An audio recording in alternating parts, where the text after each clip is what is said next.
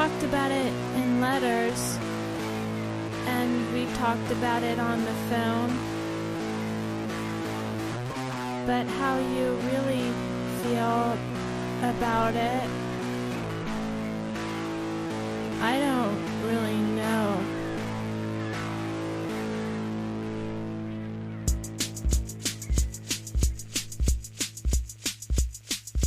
What's your take on Cassavetes? What's your take on Cassavetes? What's your take on Cassavetes? What's your take on Cassavetes? Misogynist.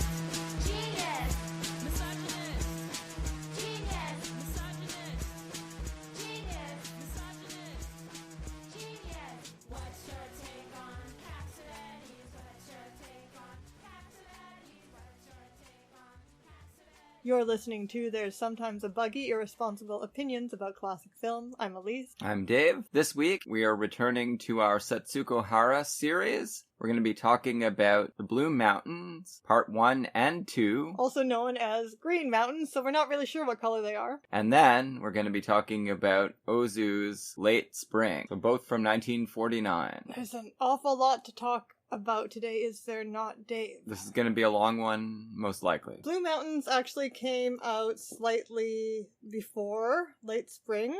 In July of 1949, Late Spring came out in September. Blue Mountains was directed by Tadashi Ima. I don't know how to pronounce it. I-M-A-I. I did find a review of this on the online film zine Cinema Adrift, Cool. which specializes in Japanese cinema, Oh, I should bookmark that. by Jason Suzuki. This review, according to him, this is the type of film, the liberal message film, that this director specialized in, and, you know, liberal message / social problem film. Right.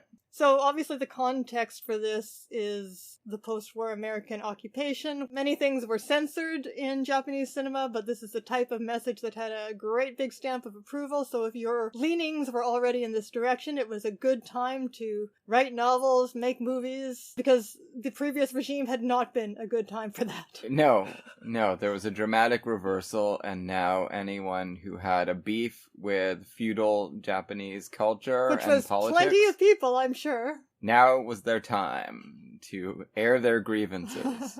And this film certainly does that. We had no clue about even the plot going into this, and it was all very unexpected. Yeah. So Setsuko Hara plays a progressive teacher from the big city who is now teaching at a girls' school in a small city. They do call it a city at some point. These were interesting subtitles, by the way. They were pretty good. Yes. They were more detailed than usual on any foreign film that I've seen. She is an urbanite. We don't actually find out why she's there or, what brought her. Well, I guess you take the job you can get after you graduate from university. No, it's true, but it's kind of interesting that they just don't mention any of that. Now, what I kept expecting is that she is the mother of Shinko Terazawa, because that's a plot point that never gets returned to, right? She tells, in the first scene, she tells her prospective boyfriend there, like this meet cute at his shop, that she has two mothers. Birth mother ran off and did something else with her life and now lives in the city, and she lives with her father and her stepmother now. But she goes back and forth, she says, and I just kept thinking... She does go back and forth, so didn't the first scene between them clear up for you that this is not her daughter? Well, not exactly, because we never meet her actual mother. Yes, and... but they don't mention that that's her mother. Yeah, I know, but I thought they were saving that for a surprise or something, right? Because there's always someone else around, or almost always someone else around, and I thought maybe they couldn't acknowledge it. Okay, wow, you were having a completely made-up plot in your head there that never even so much has occurred to me. But it does turn out that Setsuko Hara is like a surrogate mother to Terazawa, because we never meet any of Terazawa's family, which is fascinating. Well, I was thinking about it afterwards, and presumably the fact that her parents aren't paying a lot of attention to what she does is how she gets into her predicament in the first place. Yeah, I agree. I was inventing a whole subterranean plotline that nothing ever came of it. But they do have a real familial closeness. She's very protective of Teruzawa. Yeah, I mean, I started wondering about lesbian overtones early in the film. There were a few little girls' schools type... Jacqueline Audrey. Yeah, girls' schools type titillations, and I wasn't sure if they were intended or not, because the film really doesn't go in that direction, either of actual homosexuality or of titillation, so I didn't know what to do with some of that stuff. Yeah, I really doubt it. The scene where they're dancing together. I mean, come on, she tells her they're going to run away together to Tokyo? Yeah, exactly. That's when I kept thinking, okay, yeah, this is actually her birth mother. And I kept thinking she's going to make a pass at her. Right, it could have gone one way or the other, but it didn't go either way. No, not at all. Anyway, we better back up and start at the back of the beginning here. Yeah, so we don't meet Setsuko Hara first. We meet Teruzawa, played by Yoko Sugi. She is a young girl near the end of high school, and she walks into a hardware store. She doesn't want to buy anything, she wants to sell something. She has a basket of eggs, which she offers to sell at a good price, and the young man who is at the cash says, that's still a little bit too much for stolen eggs. And she says, no, they're not stolen. My mother told me to try to raise some funds so I could buy my school outfits. As the film reviewer points out, this is an extended meet cute. It sure is. It's pretty good, though. And so he eventually talks her into making him breakfast, because his parents are also away, so this is how this all happens, I guess. They're both unsupervised. Yeah, exactly. He is roughly the same age. A little bit older. He's supposed to be in university. She's a year 5 girl. I don't know what that means. I got the feeling that they're maybe at the end of high school, but I don't really know. She looks significantly older than the other her classmates. She's just tall. That's what they say. I know, but they don't look 18. Not even close. No, a lot of them don't. Probably 15 or 16. But it might be a mixed classroom, right? Because... Year 5 means they're progressing through years. Yeah, but sometimes you have year 5 girls in the same classroom as year 4 and year 3 girls, right? I guess that's true. That's the only way of accounting for it, because some of the girls look much younger than others. Exactly. They have this nice time. He absentmindedly allows the rice he was cooking to start to threaten to detonate. She rushes to help out with that. Well, he's helping a customer, so... Well, yeah. And before that, he was being pestered by her. Yeah, exactly. Even though she says she doesn't like to cook, she says she can, and she will make some eggs for them. Then they have a nice little breakfast together. And then she says... a nice chat. And after that, she decides, let's go over to the palm reader. That's what I'm going to do with some of my egg money. Well, he asks her name, and then this is what leads to the whole thing. Yeah. Because there's a certain fortune teller that goes by your name. So she heads over there, and she's told that her name means that she's too much like an animal, and she should change it. And that means she's going to bully her husband. Yeah, this fortune teller is also a relic of the past that needs to be superseded. Yes. And the incipient boyfriend here, Rokusuke, he's just sniggering as he listens to this ridiculous fortune. He thinks this is a fool. Yeah. Well, unbeknownst to them, they are being spied upon. Everyone is paying attention to what's going on with them, and when they say goodbye, he does look after her a little bit longingly, and he gives a little whistle, I believe. Yep. And this turns into a major problem in the town, or at the school. Do we actually see them spying? No. No. So we don't have any reason to think this is going to lead to anything. No, it feels like just an intimate little meet cute and day together, but then it turns out everyone in town knows about it and is talking about it as a real scandal. So that same Japan on Film blogger, I was thinking about him while watching this. His comments on Temptation saying that he didn't think that Setsuko Hara projected enough seriousness or independence on film. He obviously hasn't seen this. To believably be a medical student. Well, yes, here she is, a liberal, reformist career woman wearing pants. And also a much better basketball player than the gym teacher. Right. And yet he has seen, I don't know when, chronologically, but he has seen the first part of this, and he was very, very, very, he said this is the most culturally alien Japanese movie he's ever seen. He couldn't comprehend what was going on in it. I think the terms used, I think the film is so didactic that it gives you, by the way, I say it was didactic, and it really was, but it was also incredibly fun to watch. It was great. I loved it. The whole cast of ragtag heroes fighting for the good progressive democratic values. It was like a blast to watch. But it is so didactic that it kind of gives you the tools to understand it itself. And I mean, the context that I was thinking of it in was something like the children's hour. No, of course. Except with students instead of teachers. Maybe a bit more of a rosy outlook on life in general. Well, yeah, Lillian Hellman is a little bit sour. Yeah.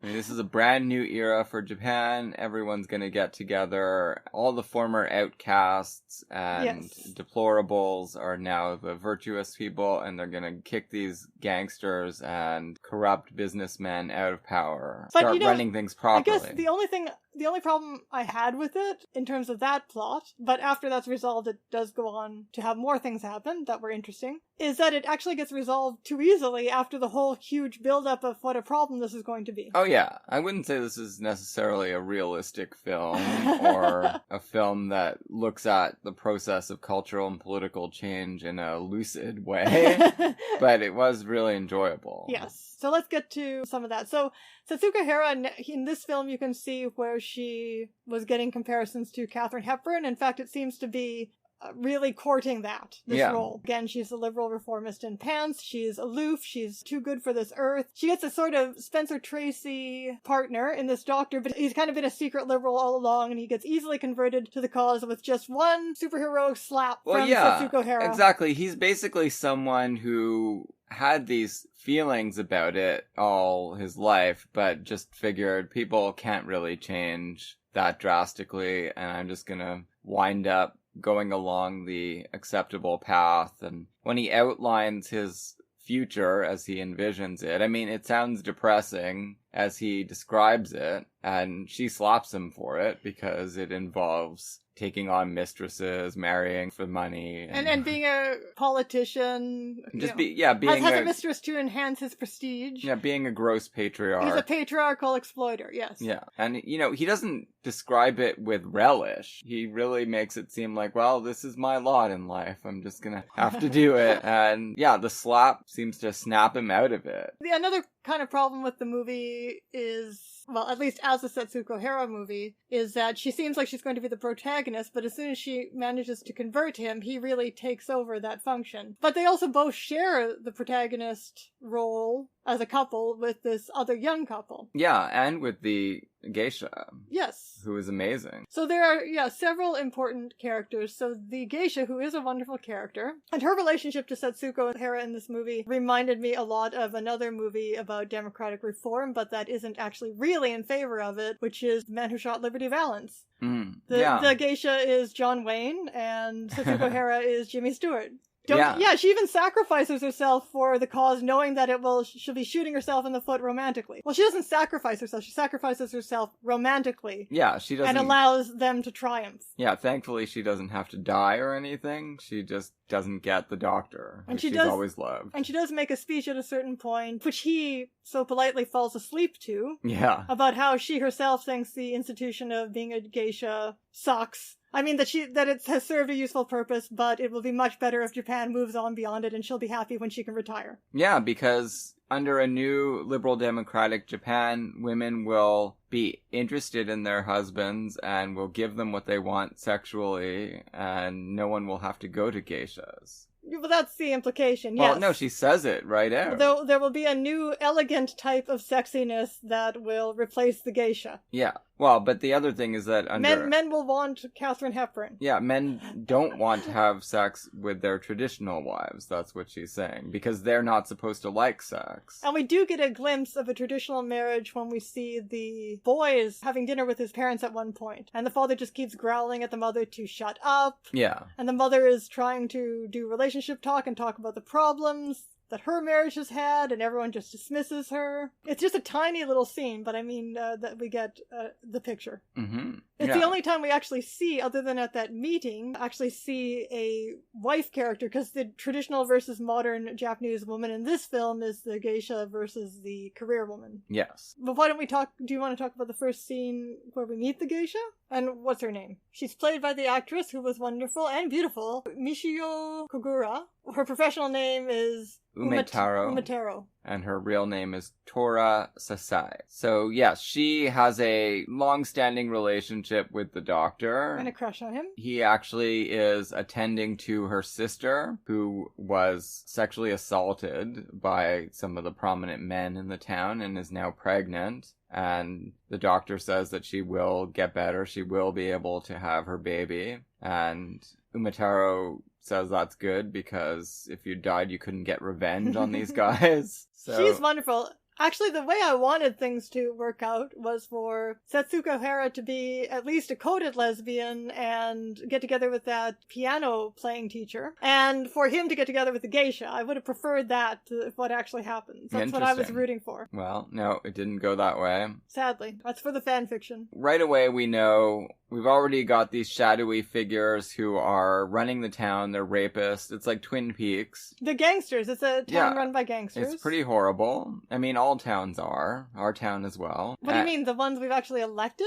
Yeah, exactly. Oh, okay. The doctor has this nebulous certain authority position. He has a place on the board of directors at the school, and he's just everywhere. Everywhere you look, the doctor pops up, and people look up to him. But he doesn't have a PhD, though. He's just inherited this position sort of from his father. He is a type of country doctor. Yeah, exactly. But that's a respected position in a town of this size. He does have this alliance with the geishas. I mean, he probably has taken them up on their services more than once as well, but it's not transactional in exactly the same way. Like, there is actual feeling between them. Sure, but he's a nice customer. Right, exactly. But much more than that, because Umetaro really does seem to want to just be with him. Yes. There's all of that simmering in the background, and then there we also meet the little girl. Setsuko Wakayama is the Kazuko name of the actress. So she's the youngest sister of Umetaro. And she's part of our motley crew, who, because of her ambiguous status in the student body, she is aligned with the liberal forces and doesn't care what the other girls think about her, because they already,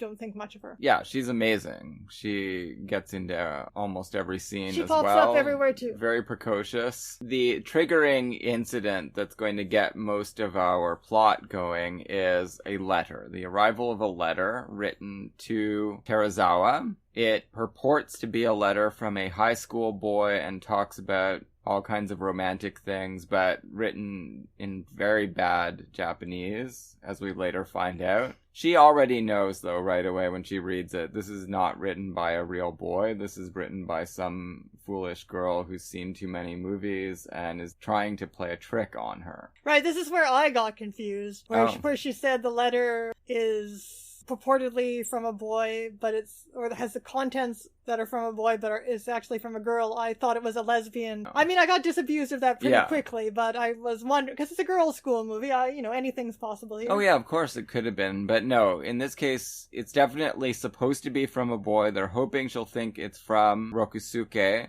and she will go to this assignation point at 4 p.m. the next day. And be exposed as a slut. Exactly. Everyone's going to be waiting for her to laugh at her. Now, Terazawa goes to Setsuko Hara. Her name is Yukiko Shimazaki. Miss Shimazaki. Yeah. So she says, well, this is terrible. I can't believe this is happening in our day and age. And she very much is the Jimmy Stewart character she just cuts like a razor. There's just no ambiguity. She just tells everybody off, tells them they're little feudal fascists. Exactly. She's right, but her methods kind of explode in her face.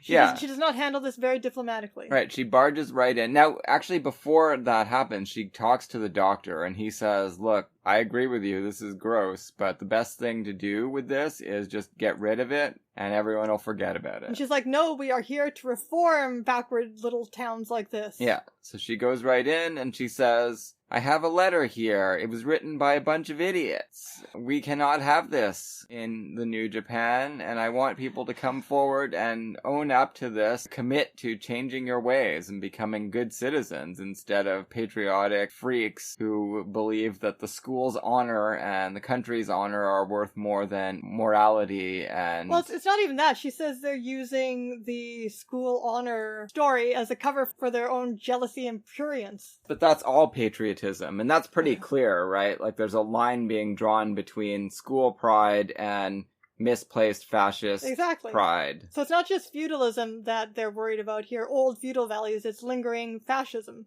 that these kids were raised with. Well, yeah. This is only a few years after the end of that regime. She's trying to indoctrinate these liberal values or Western values of modern relationships, which means that love between a boy and a girl, dating specifically, is what's being brought up. It can be healthy and fine. Romance, that's what she calls it. Romance is fine, within limits. There's no need to think automatically that it's wicked just for a boy and girl to be together. No, boys and girls should be together. She talks quite a lot, and other people do too, about the problem with having schools split up by gender. And some of this was making me think of our Age of Consent episode. Mm-hmm. And the problems with college romance there, being addressed in an early 30s American film. This was all making me think, because the emphasis is so much on the new concept of dating, was making me think of Camille Pallia's discussions, very controversial discussions from the 90s of date rape, and how the very fact of dating itself is so recent an invention. It's very much a modern invention. In the grand scale of human history. And that's always what Pallia is looking at, the grand geological scale of human history. Yeah, it's such a recent invention that we ought to expect it to be causing some problems. Right. Doesn't mean we have to tolerate them. No, we certainly don't. And Setsuko wouldn't tolerate them either. By dating, what we're talking about is no arranged marriage and unchaperoned encounters between young men and women. Right, where they choose each other freely and find out if they want to choose each other for an even longer period of time. And the boundaries of what that entails in this film are even more ambiguous than usual, because, as usual, in these Japanese films, there's no kissing, there's no touching, so you're left to wonder, is there also no kissing and touching in these dates? Yeah, it's hard to say. Yeah, there's certainly a lot of sexual tension. Yeah. That is visually communicated. Yeah, they don't pull any punches on that. Oh, let's go back in time again, rewind, and proceed with the plot. Yeah, so the students, the culprits, do own up to what they've done, but as you say, they couch it all in patriotic terms. They expect to be given some consideration because of that. But Setsuko gets angrier. She would have been happier if they had just said, yeah, we were playing a mean joke. But no, because they try to glorify it that way, she really comes down like a hammer on them, because that's exactly her trigger point. And they all start crying and threaten to resign. Hysterically sobbing. The whole class of girls. Except for the one. It's harder even, because despite the fact that Setsuko Hara is a totally alien presence in the town and nobody really understands her, she is very popular, we're told, because she's so pretty and cool. Yeah.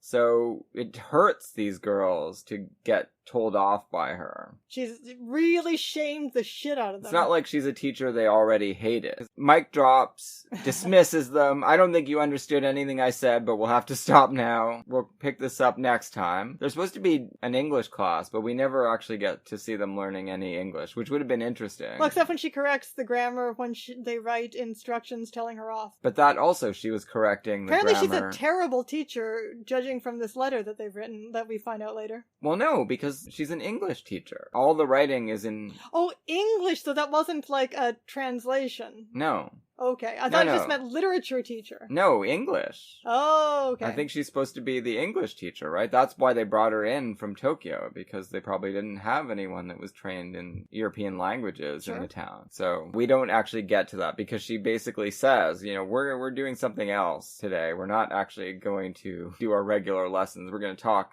about these grand concepts of citizenship. Then she has her little idyll with Terazawa, where she says if this doesn't work out, then we'll run away to Tokyo, and they have their ambiguous little dance together that is interrupted by the little girl, who always is running messages to the adults from the school. Yeah, and actually the dance reminded me more than anything of, and this would support either of our interpretations, really. Me thinking she's the secret mother, and you thinking she's a secret admirer.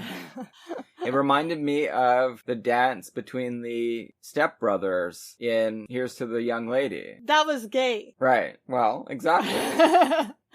That was on purpose gay. Let's cheer up, you know? I don't blame you for thinking maybe that's where it was going to go. I never really find her romance with the doctor convincing. Really? I think it does. I mean, that they become friends, but really a romance is never really focused on. It becomes more about sort of his admiration of her. Well, of course. Like, we see his side of it developing more than hers, and she really kind of becomes, after this opening, to me, she became kind of like a distant figure in the film who everyone else... They just have to catch up with everyone her. else worships, but kind of her subjectivity isn't explored anymore in the film, or her story isn't explored anymore. No, because she's already at the highest point of evolution, and they all just have to reach her level. The way she accepts, I'm going to jump ahead to the ending now, but even the way she accepts his proposal, she basically says, oh, you have learned how to admire me correctly, and so I accept you. Whereas he's yelling about how he loves her. Yeah, he's pretty into her.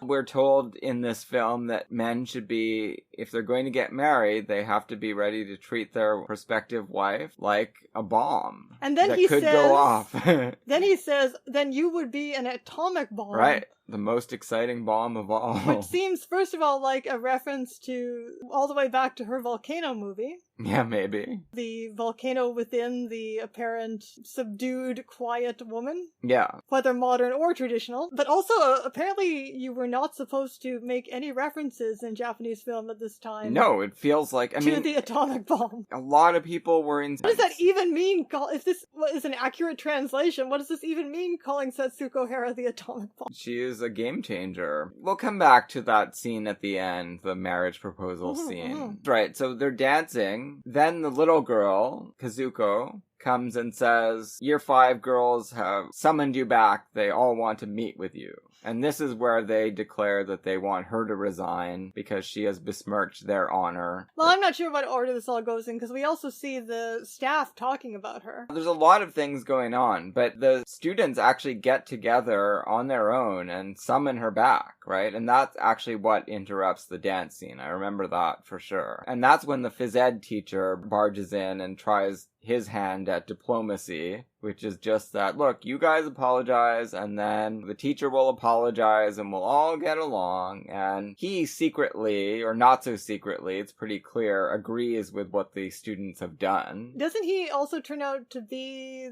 the really rapey geisha customer who Yeah, gets of course. very drunk? Yeah, he's a terrible guy. But here, he's trying to make some kind of a peace, but a peace on the kind of terms that Setsuko Hara would never accept.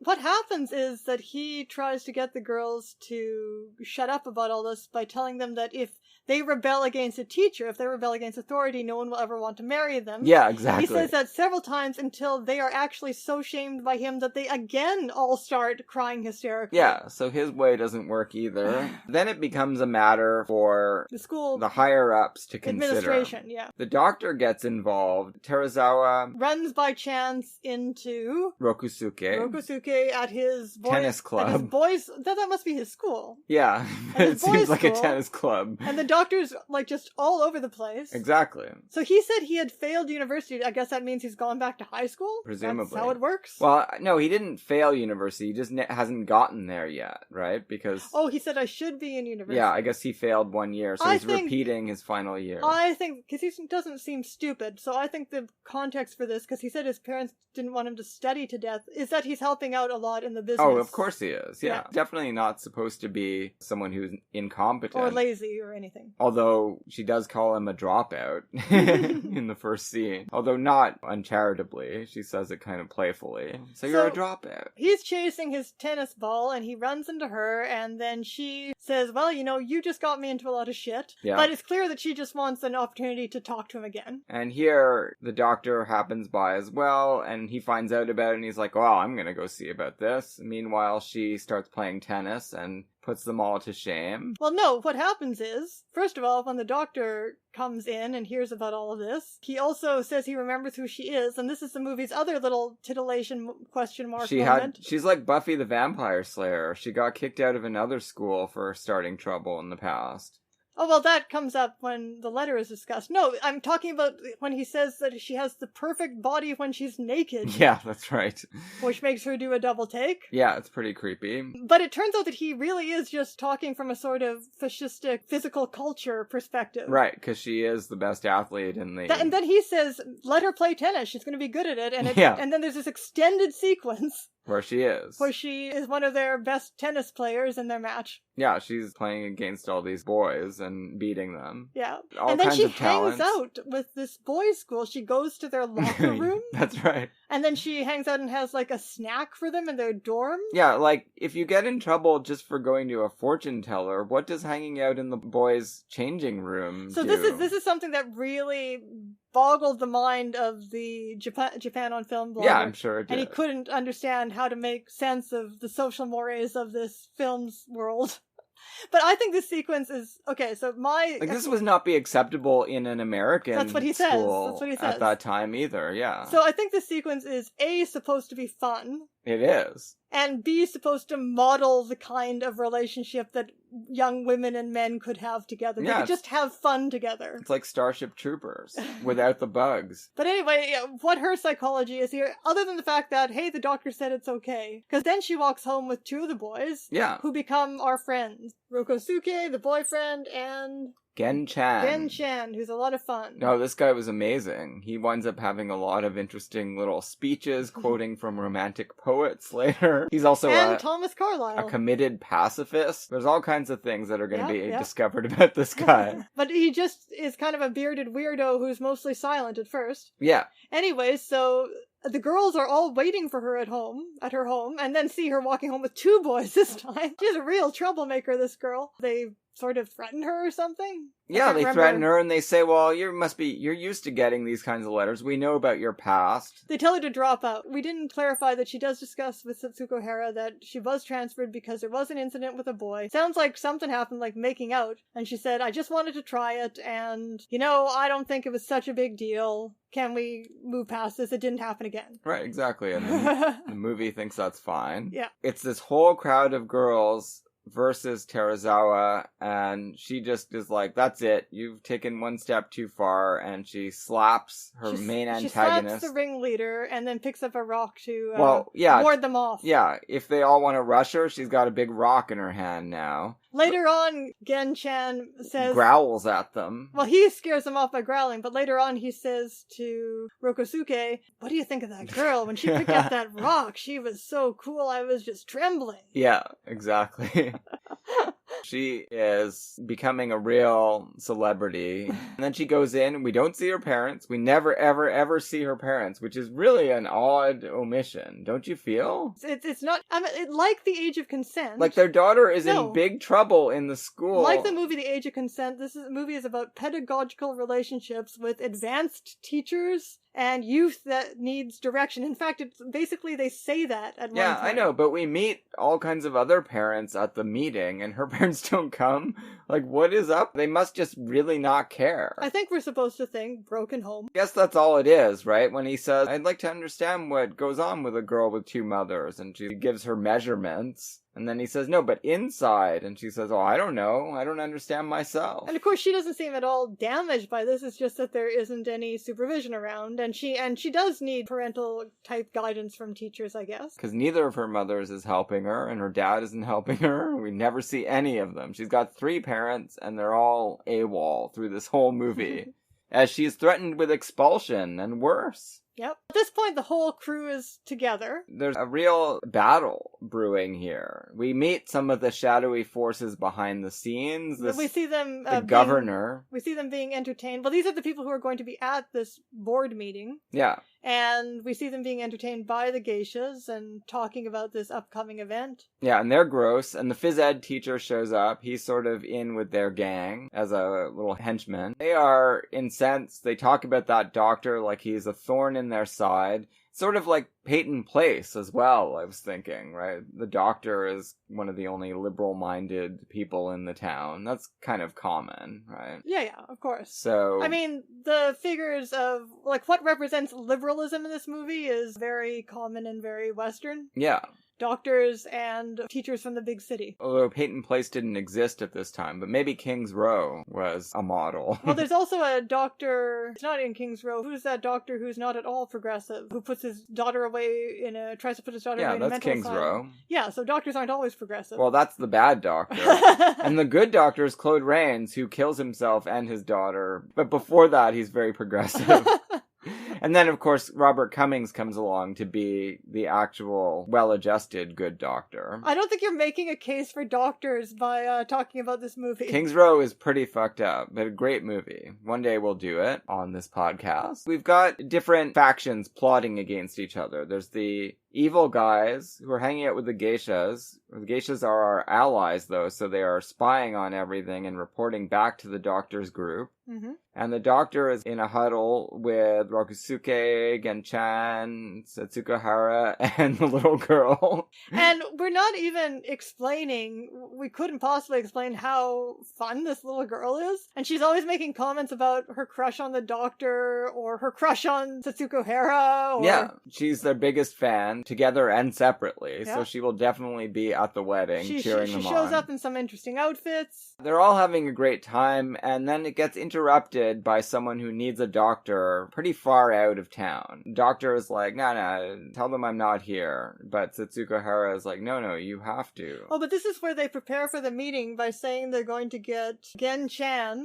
to infiltrate, pretend to be a parent, and then throw everybody into confusion by making a long-winded speech full of academic jargon that's sort of vaguely pro Setsuko Hara. So they're counting on parents not showing up. Call them the influential parents. They're expecting that the influential parents will show. Yeah, but as they're preparing for that, they get interrupted by this caller who needs a doctor. This is actually a setup. The gangsters have hired people to beat up the doctor, and this is where part 1 ends. He bicycles off after being shamed by Setsuko Hara. He has to accept this request for aid, and the dog knows better. The dog is barking like crazy, saying, don't do it, don't go.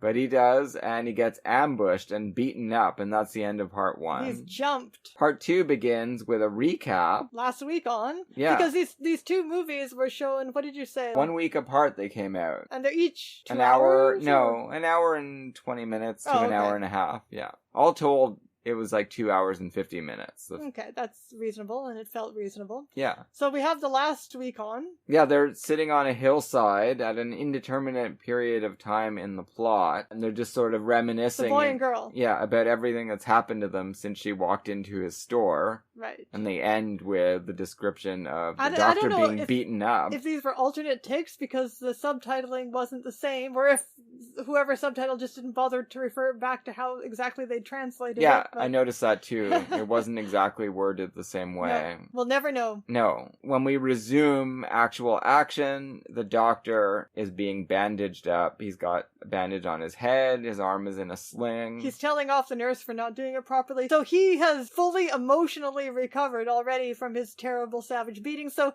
here already we get the sense that despite all of the hysteria, there aren't going to be a lot of consequences for our heroes. I really wasn't sure, right? Because of the way part 1 ends, he could have been killed, right? Yep. It could have gone in a really dark direction. But part 2 is pretty breezy and optimistic, except for actually after this plotline is resolved, it gets more interesting. Yeah, it really becomes a question of just seeing what's going to happen at this meeting. Well, first of all, we get the speech from the geisha about the role of geishas in society, during which she falls asleep and she gets replaced by Setsuko Hara, who she finally gets to meet after they have each heard so much about each other. Yeah. The doctor has also praised this geisha woman to Setsuko Hara. They are all on the same side, and they certainly don't have open hostility towards each other, but there is this sense that there is a conflict between them. Only one of them can get the doctor.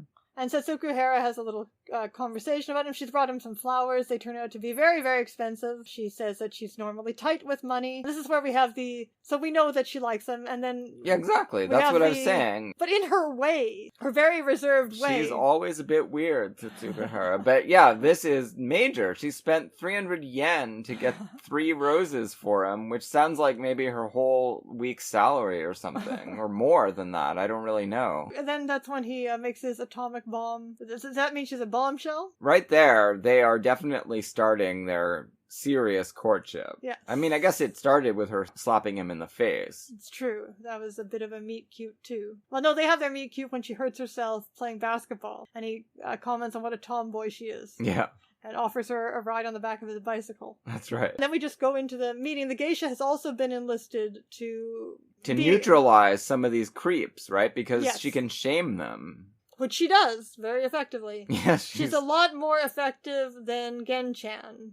Well, Gen-chan is Well, he pretty turns fun. out to be effective, though not in the way they asked him to be. No, he actually convinces some people with his liberal arts quotations. But when he first stands up to do this complex role that they've asked him to do, he does seem like a disappointment because all he can do is produce like 3 one-line quotations and sit down again. He keeps at it, and he finally does find the rhythm. Gross Governor is presiding over all of this. Setsuko Hara barges in early in the meeting, even though they told her not to come, but she says she should be there. This is a referendum on her own program for reforming the school and society, and I guess they don't force her to leave, so... This meeting, on the one hand, felt like they were really dragging it out in order to justify 2 movies. On the other hand, it was kind of like a George Stevens comedy scene. All of it felt valuable and fun. They do play with you. Everyone gives their speeches and talks about... What it all comes down to is, what is the school's official attitude going to be towards this incident? Are they going to side with Terazawa? Or are they going to side with the students who wrote the letter on the understanding we that this haven't- was a patriotic act Yes, on their exactly. part? We haven't really explained the terms here, but the question is whether Setsuko Hara will apologize to the girls and accept their noble motivation as their real motivation, or whether her reprimand will stand, basically. Yeah, exactly. No one's actually going to get additionally punished or anything. No, at this point, it's just about who is going to admit wrongdoing Yes. to the other party. Although we know Setsuko Hara would never admit wrongdoing, but then she would have to resign, I would Yes, imagine. those are the stakes. Everyone has their say. We do get a few strategic... Well, actually, in this meeting it becomes about, were, in fact, not just did the girls have a good motivation, but were they right? Like, people are actually floating the idea, some of these bourgeois parents, like the woman who makes a long speech, were they right to send the letter to this girl? Yeah. She's the one who accuses or passes along the rumor that the doctor and Setsuko Hara, who have also been walking around town together talking, were snogging. Yeah. I guess it's a British translator? Snogging on the bridge. Yeah. Setting a bad example. Smacking. She smacked him in public. That's also a little too intimate. That's when Umataro gives up and gives her long speech about how very respectable male citizens of this town like to be smacked. That's right. So don't worry about women smacking men. Yeah, there's a lot of dominatrix play, presumably at the geisha house. And yeah, we get interspersed with that quotations from Carlyle and others. I forget what... Goethe, yeah. They're all a little bit apropos. Well, quotations like that usually are. Yeah, they can like be horoscopes. Bent into That's whatever shape. That's why the internet loves them and misattributing them. That's true. The outcome is that they have the vote. I thought maybe this vote would be rigged or something, but it's not. We want to show that the democratic process really works, and this is a lot less complicated than in Liberty Valance, folks. Start out reading the votes, and it sounds like it's all going to be siding with the students. So what was the point of all of this if the town is already progressive enough to overwhelmingly, they didn't even need to bring in except for a bit of, they almost spoil it for themselves by bringing in one cheat, and then they save it by also bringing in the geisha, but they didn't actually need to stack the deck here. Well, it sounds like they did, won. because some of them were convinced by Genshan. Like his random quotes? Yeah. Well, the old man sitting next to him says, the things you were saying made a lot of sense and they convinced me, but now I'm ashamed of you because it turns out that you shouldn't be here. And maybe others as well. And also, I think what convinced them was just the sad literary state of that letter, right? Because the old professor says, okay, this is our primary text. I have to read it out to you exactly as written. And apparently a lot of the girls that wrote this letter don't even know how to write a lot of words in Japanese. And they do explain that a lot of their schooling was disrupted by the war, which makes sense. It's only been a couple of years. So yeah, they would have lost a lot of time. But yeah, they can't write the word love. They can't write the word mind. That convinces them that these girls really, don't know what they're doing and should not be trusted as authorities. Well, how much can they love the school if they haven't learned anything there? I feel like that had to be part of it. And that old guy actually did seem to be kind of on Setsuko's side, even though he's pretty set in his ways and wouldn't fight the system himself. And we also have that other older professor or librarian you thought she was, or whatever she is, but she says, That's true. There are a lot of fight them!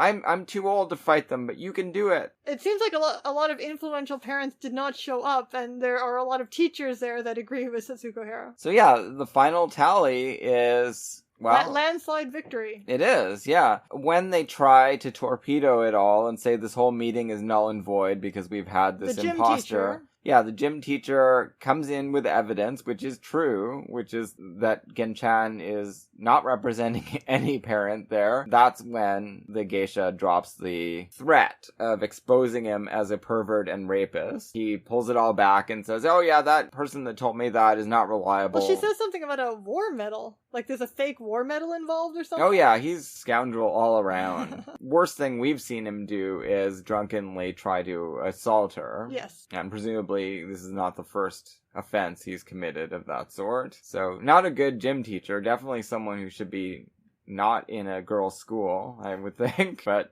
oh, maybe it's only when he's drunk. But he's not good when he's sober either. No, we've seen he's that. Not a good guy. She's exonerated. That does kind of wrap up that plot line. But the movie goes on because there's more to explore. There's much more. 2 romantic relationships. There's the problem of how are these two actually, in this still backward censorious town, going to be able to navigate this new thing of dating? Yeah, this because is a big question. It's uncharted territory. And we do catch up with them. Still nobody knows how to navigate it.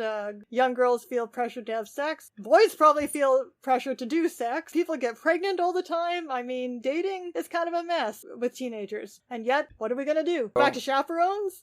No, that didn't work. They are on the beach, sunning themselves and talking. There's an altercation or a yelling now, first match. of all, hold it. These are quite the shots of nearly naked, young, gleaming bodies. Blue Lagoon. Yeah, exactly. Some guys in a canoe. Oh, no, wait, though. And then there's also this whole thing where we see him... It was quite an interesting scene where the sexual tension of us looking at them turns into the sexual tension building between them, and then he seems to be leaning over her, going in for a kiss, and then there's a cut, and it's ambiguous whether he woke her up by leaning over her or whether she dreamt the whole thing. And that's where she gives her speech, her typical speech, the metaphor of the girl who's feeling dizzy and going to fall into sexual misadventure out of wedlock. He says you shouldn't open your eyes too quickly when you wake up. Yeah.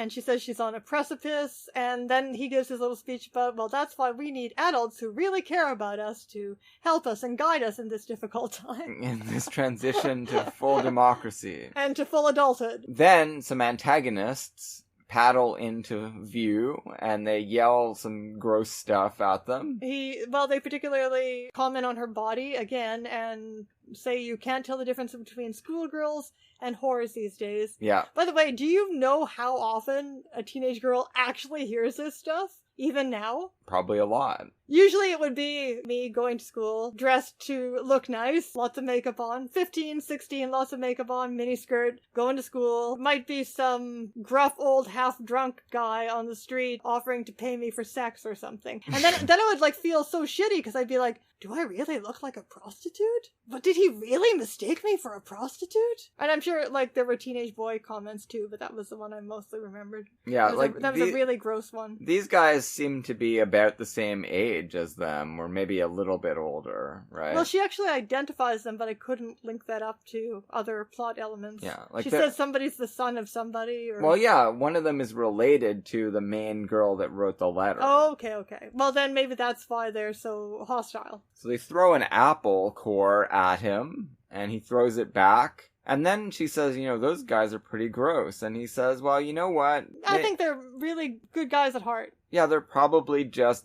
trying to let off steam. They're sexually repressed, and it makes them crazy. Well, this is also was part of the geisha speech, talking about why men use geishas and how women are tied to the children in the home and they have no outlet. And no, exactly. It's that's bad why for everyone, that's but why especially they make up for them. Crazy stories. He is trying to be philosophical about it. It's really important that he makes that speech, right? Because right after that, as they're walking home, they encounter those guys, and he winds up unleashing some of his pent-up sexual frustration, too. Well, I don't know what else he was supposed to do. Run? What's he gonna do? He didn't have to knock the guy down and keep beating him up. Well, he obviously had the upper hand, right? I think that's the real problem. Well, he only gets loses the it. upper hand after his friend shows up, Gen-chan. Because the other two guys could have attacked him. No, but it's one-on-one, and the other two guys are laying off. That's what usually happens, right? It's one-on-one, and he does get the better of this What do you guy. mean usually happens? In these fights. I don't know, lots of movie fights, everybody gangs up on one guy. Gets sucker punched, and then he just loses it and attacks the guy. But I loved it when Gen-chan shows up. Well, yeah, Gen-chan steps in because the two guys are about to intervene, and that would unbalance the odds too much. So he shows up, stops the guy from hitting with a shoe, and then they're like, what are you gonna do about it? And he says, I renounce violence. He says twice, I reject violence, and raises his hands, and he's just, I don't know, he's just hilarious. And they're staring at him like he's a freak. They don't know what to do. He starts backing them away, and they just don't know what to do. This is world historical type stuff here. They just leave. The other guy gets up and stalks off as well, and then Gen-chan says, I'm ashamed of you. Yeah, and then Rokushi has a crying fit. A attack of self-loathing. Yeah. Meanwhile, Teruzawa just can't hold back anymore, and she sees him in distress, and she says that she loves him. Yeah, and he says, I just need to be by myself right now. Yeah, it's an amazing scene. It's like the best scene in the movie. I've disgraced myself. I've given way to primitive battle lust. This is not a democratic citizen way to act. So yeah, he has to collect his thoughts. And now she gets his shoes, puts them nicely next to him, and she fixes leaves. one. She fixes one for him. He broke one. Yeah, exactly. It's like when he comes to his senses again and sees his shoes that he realizes this is a partner for life. Yes, the love transaction has happened. Yeah. Before they weren't sure. He didn't want to be rushed. But yeah, now everything has come into focus. They're in love, at least for now. Who knows about their future? They don't exactly say they're going to get married. No. And this is modernity. They could have a first relationship, and then they don't have to get married as teenagers. No, of course not. That plot line, right now, Teruzawa is not aware of any of this, though. She has declared her love and gone home. Then we still have some other things to deal with, which is Setsuko and the doctor. Yeah. And this is is there anything else we want to talk about before the picnic? The group picnic? No, I can't even remember how we get to that point exactly, but the next thing I know, they're all riding bicycles and singing a song. Singing the Blue Mountains song, in fact. Yeah.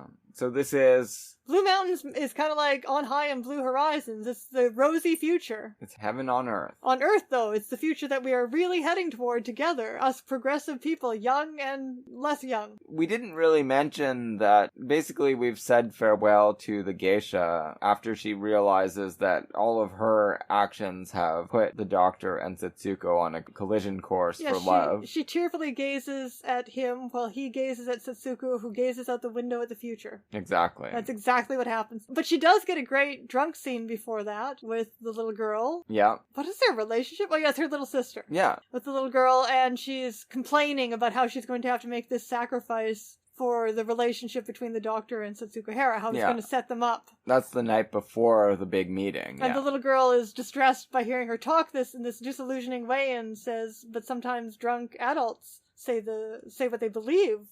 And then the other woman tells her, no, in this case, this one says what she believes, tells the truth when she's sober. Yeah, exactly. Which is great. It was really good, that scene. Final big scene is this picnic, where it's the doctor, Setsuko, Teruzawa, Rokusuke, the little girl, Gen-chan.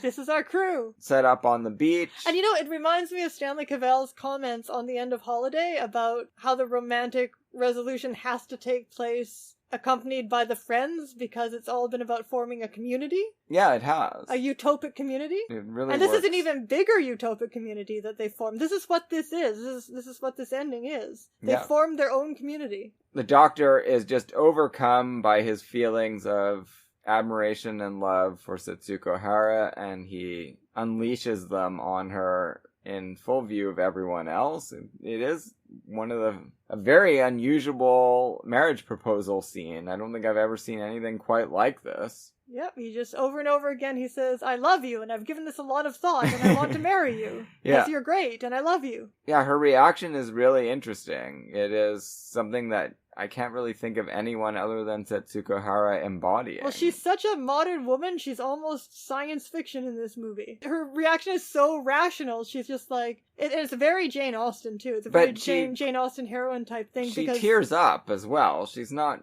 just being rational. It affects her. True, but what she actually says... Yes, she's emotional. It's not in conflict, rational and emotional. Okay. But what she actually says is, you've observed me so closely, this closely. It's a very Elizabeth Bennet type of thing. Yeah. You've observed me this closely for this long, and you still want to marry me?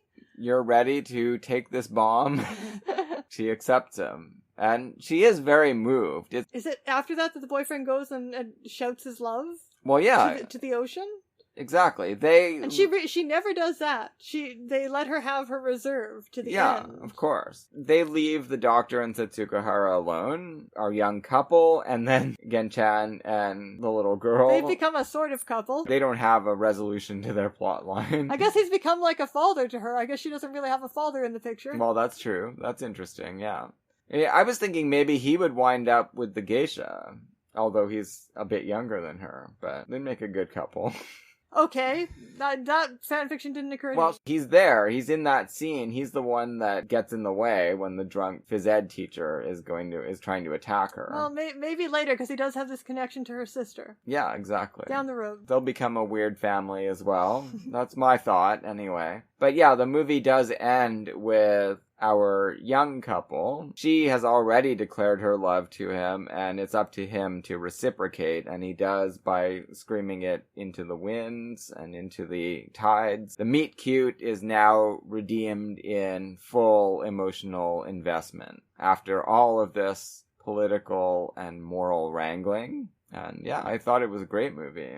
Yeah, it was a lot of fun. Obviously, it does have a didactic purpose. There's no getting around that. Yeah, but usually didactic movies are not a lot of fun, and this really was. It was incredibly enjoyable to watch. Everyone really gave their A game, and it was a totally different kind of role again for Setsuko Hara. We haven't seen her do anything like this. No, I mean, it does show you how many Setsuko Haras there were and how much we miss by not having most of her filmography available to us, even just in this crucial post-war period before she starts working so much with Ozu and Nerusa. And of course, she keeps working with other filmmakers then, too. And again, a lot of that is not available with translation for us. Bring them all to light because I want to see them all. So, at last, we come to our first Ozu. Yes, this will become one of the most important, perhaps the most important professional relationship of Setsuko Hara's career. She will go on to make 5 And one movies, of the most important of Ozu's. Well, I would say the most important for Ozu as well, although he made all kinds of great movies that she's not in as well. Watching this movie, Late Spring, doesn't it just make you only want to watch Ozu movies for the rest of your life? I feel like we're going to talk about this movie for 2 hours. I'm worried about that. Well, we'll see. So let's do a little bit of stage setting here. A little bit more about the specific context in which these movies were made. The particular kind of censorship under American occupation, which lasted from 1945 to 1952, forbids certain topics that made modern settings more, easier to get past the censors. Samurai films were almost completely banned. Yeah, I guess they represented feudal values. Right. So modern settings are good, but not too modern, because we don't want to talk about the occupation.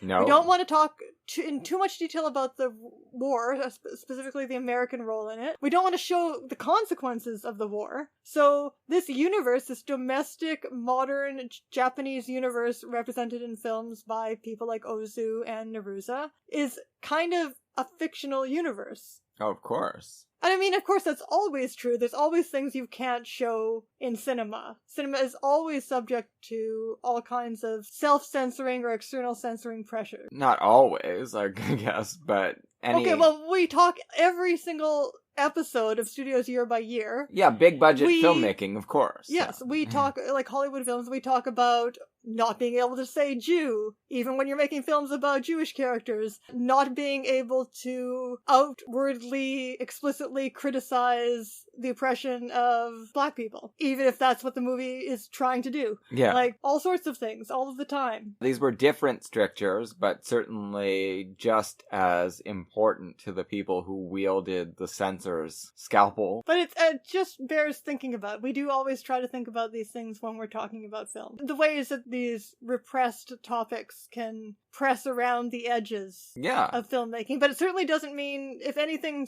art can certainly and always does exist under extreme conditions of censorship, especially popular art like cinema. It will find ways of saying what it wants to say generally, even though it has to be very creative at times. So here with Ozu, we get this very intimate portrait of a relationship between two people, but nevertheless in a really thick social context that weighs heavily upon them. It's not like the war isn't mentioned. It certainly is, and terrible times were experienced not very long ago. You're not supposed to talk about those shitty Americans and what they did to us, and look at what they've done to the country. Yeah. And here they are on the street with their troops. No, none of that, although we do get the Coca-Cola sign and other English language signs, and those are only there, obviously, because there are troops driving everywhere. But we don't see the troops, we just see the signposts. Within this world, these domestic dramas take place. Yeah, they continue, and they morph. The kinds of questions that families are confronting in 1949 in Japan are different, although there is some continuity with the past, obviously. This was based on a short story, or a novel, one or the other, I can't remember, but it does have a literary source. Mm-hmm. And this does become the template for so much of what Ozu... For the first time out of 3 times, she plays a character named Noriko. Yes, the trilogy. I think it's the first 3 films it they is. made? Yeah. All great films. Each of those Norikos is very different from one another, although they have certain relationships and similarities. And I'm pretty sure this is the first movie in which I saw Setsuko Hara. It was my first Ozu. Coming to it again for the second or third, after watching all these other movies that she's in, I noticed that this character is utterly different from any other character she played. Yeah, this is a new invention that they have put together between the two of them. There is no continuity between the mannerisms that she has in this film and any real Setsuko Hara, which is what somehow it becomes impressed upon you that is the case because these Ozu movies are so famous. They're so powerful. But no, it's not. It is an invented character with a whole different set of mannerisms. Some of those will carry through in the other Noriko films. She will change subtly. Each of their situations is different. And Tokyo Twilight, she plays a completely different kind of character. Yeah, of course. But this situation, especially between a daughter and a father, will definitely dominate many of Ozu's films for the rest of his life, for the next 12 years, ending with An Autumn Afternoon, which we're not going to be watching for this series because Setsuko Hara's not in it. Although that is in a lot of ways a remake of this film. Like, so much of it is replicated, so many shots are replicated, but in a different register. I mean, it's an incredible film too. Like, it's really hard to pick what Ozu's greatest film is, although I usually say this one for me. But I can see voting for An Autumn Afternoon as well. We'll have to do that in some other context. I would love to talk about all of Ozu's movies at some point. We will. Or at least do a special subject. So some of the mannerisms from this film that are brand new, that will be repeated, are things like the cringing smile. The sharp-cornered smile, yes. Yeah, that is kind of a mask she wears. Although it's not necessarily always a mask here. Sometimes it is just she really seems to be enjoying herself. Yeah, well, she does love hanging out with her dad. But even and with other people. Exactly. Yeah. This is such a complex character and such a weird character. One of the weirdest characters in film, literature, that you're ever going to see. There's such a closeness that you feel to her, and yet... she's alien. It's very hard to figure out exactly what she wants, and that is, of course, the key to the magic, and that's why you can't get enough of it. Well, yes, and the protagonist, whose wishes you do ultimately learn, but not until the end, is actually Chishū Ryū. Yes. And he is every bit her equal Oh, in this he's movie. so good. And he actually resembles her a lot. He also has the smile, but his smile is blank, and his face is blank, and his presence is blank. He's totally unreadable. Like, way more than Setsuko Hara herself, whose emotions you can always read, even though you don't know necessarily what they're connected to. What they're connected to, Yeah. yes. He's got a better poker face than she does. It is kind of sad that, or whatever, maybe it's part of the fun, that he gave so many interviews in later years saying he was just a dumbass, that Ozu guided like a robot, and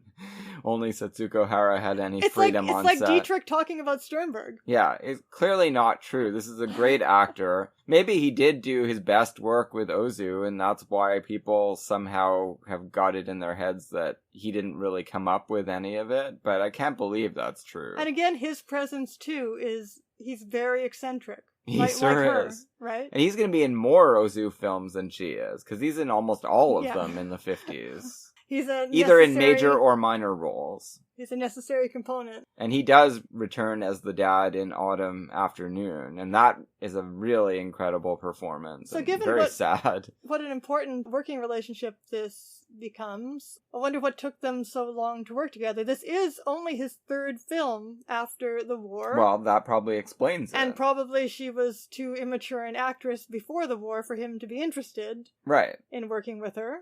He was doing totally different kinds of movies in the 30s, too. Well, this is also the beginning, maybe because of some of the censorship issues, this is also the beginning of his string of intense domestic dramas. Yeah, because the 30s movies that he was doing were comedies, right? Sure, a lot of them. We don't know Army a lot about comedies them. and that kind of thing, so... We've seen a couple of his remakes of them. Well, I've seen Tokyo Chorus, which was amazing. It was a really interesting late Japanese silent film. And like Hitchcock, he remade some of his films. Yes, he did in the 50s. You want to just get into it? Haruko Sugimura. Right.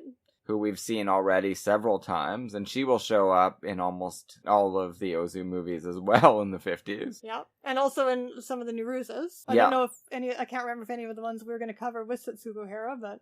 I don't know. I don't think so, but we're not sure. Alright, so the basic premise, everyone is probably already familiar with. Maybe, maybe not. You have to kind of tease out the backstory here. I don't think I'd noticed the first time I watched this because Ozu's style is so prominent and unusual that's almost kind of the only thing you notice the first time you watch one of his movies, but this time I noticed many of the initial scenes are very funny. He's got a great sense of humor. Like, anyone who goes to an Ozu movie thinking that they're going to get something austere is in for a surprise. It is transcendental. I'm not going to take that away from Paul Schrader, but it is really funny. And he really, well, like you said, he did a lot of comedies. Yeah. And he really likes to have his characters talk about and to show food. Sure. And we know why, because it's actually discussed in this film, the wartime context of unavailability. Deprivation. Yeah. This is a family that has been rocked by the war like pretty much everyone in Japan. She has been very sick. So at some point the mother died. We don't know when exactly. No, it's never revealed to us. We don't know if there were ever any other siblings. Maybe she had brothers who were killed in the war, because that would have been quite likely given what happened.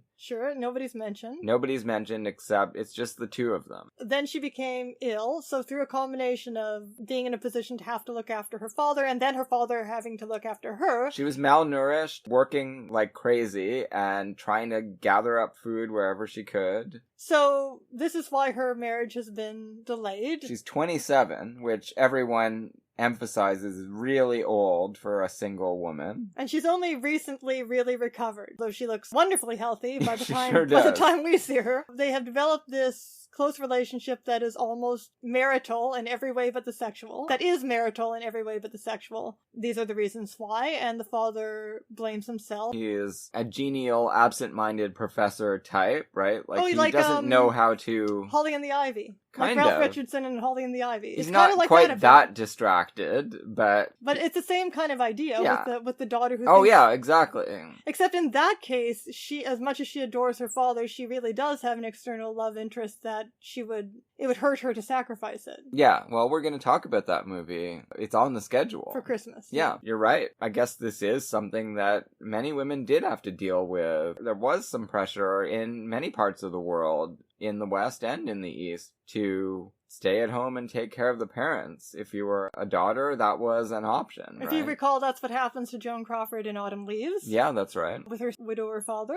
On the one hand, these characters are so strange and eccentric and particular, and their situations seem so extreme. And on the other hand, there feels like it's continuous with things that people normally experience in families, and maybe really could happen if these things that we described, the war context and the mother's death, if all those things happened. This movie, again, I can't help thinking about it in dialogue with An Autumn Afternoon, just a little bit. Because see, I don't remember that one as well as you do. I remember more End of Summer. That's the one that really struck me. Oh, well, that's an incredible one, too. But that's not the same setup, right? She's not taking care of her. No. Yeah, exactly. But in Autumn Afternoon, it really is similar, except that the relationship isn't nearly so equal and companionable. It's more... No, I really don't remember the movie at all. This movie really does present them as, you can believe that they are just really blissfully happy together in this weird arrangement. There is no reason other than convention for them to part. The only thesis I came up with when we watched through the late Ozus a couple of years ago is that his worldview just got more and more bleak, and everyone gets more and more drunk in his movies. And it's always an incredible experience to watch them, but this movie, maybe one of the reasons I like it the best is because it really is brimming with joy. And it does manage to convince you that she's not insane for just deciding to resign from the usual things that people chase after in life and just hang out with her dad. Two movies I was thinking of as in dialogue with this, as I watched it this time.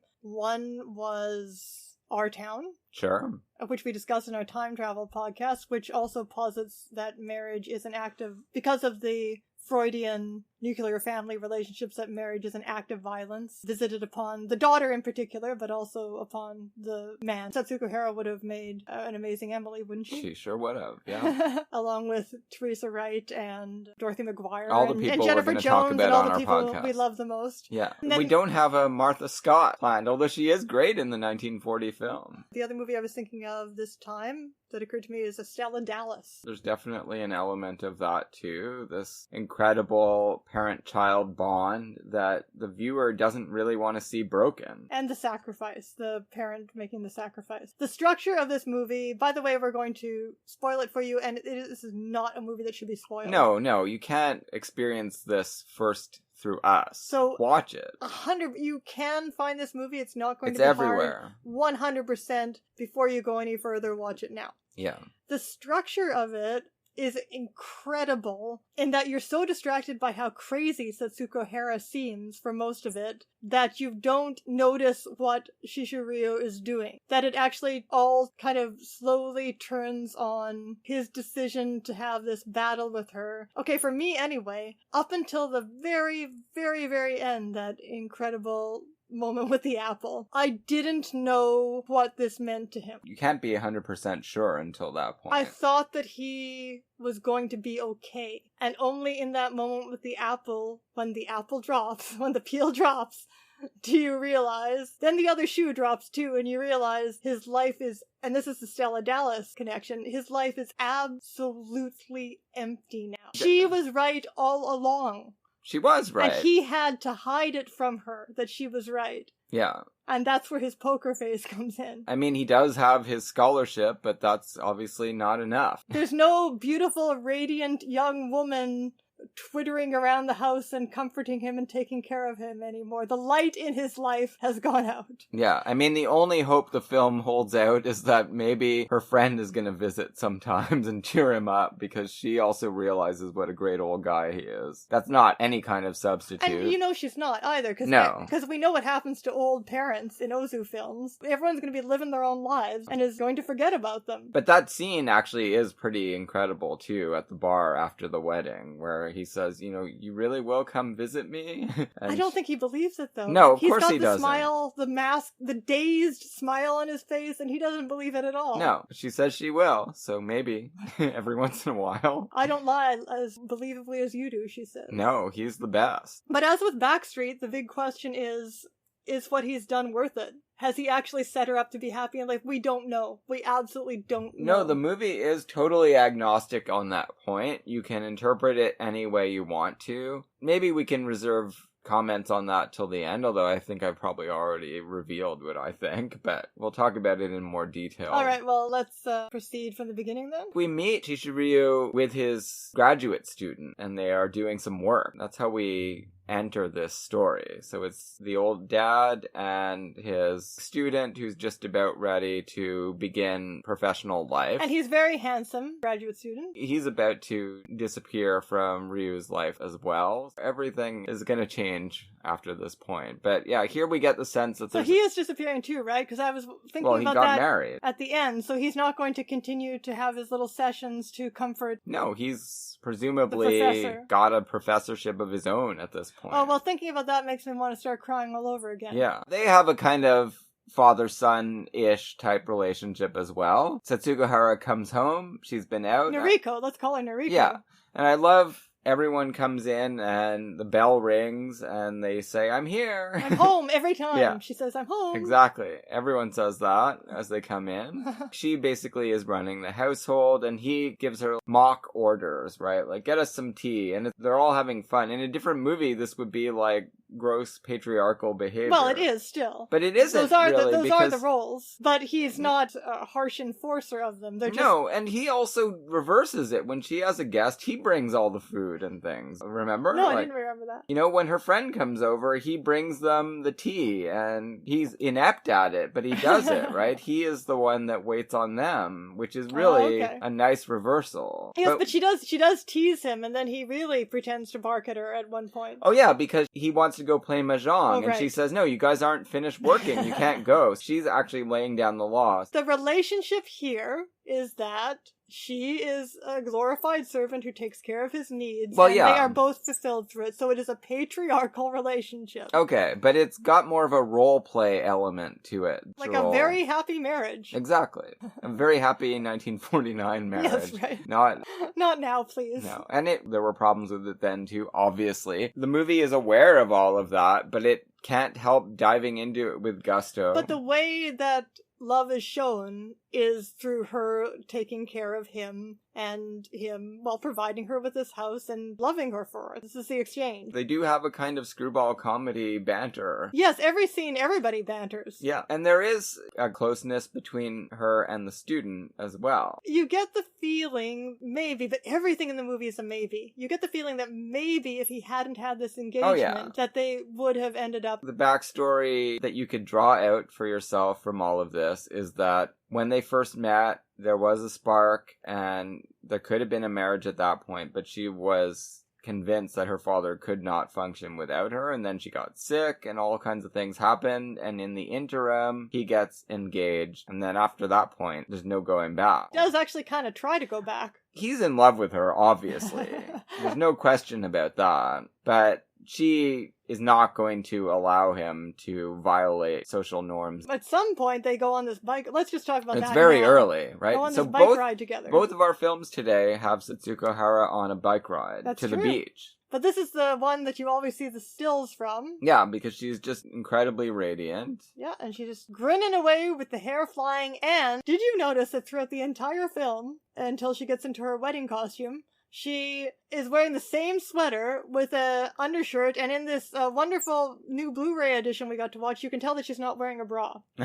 It's just the same white undershirt with the same sweater for the entire time, and I first noticed it in the bike riding scene. Very carefree. Sensual. Yeah. And when they're sitting on that hill together, engaging in banter, looking out at the water, she is flirting with him. Oh yeah, of course she is. She is not a sexless character. No. Who says that? Well, she's not also also not a character who appears to want to have sex, so you have to kind of parse all of this out for yourself. Yeah, maybe she's okay with not having sex, but she has lots of sexual impulses coming off her like crazy in that scene, Yes. for sure. She talks about how jealous she is. Yep, that's what they're discussing. It's a metaphor being drawn between jealousy and...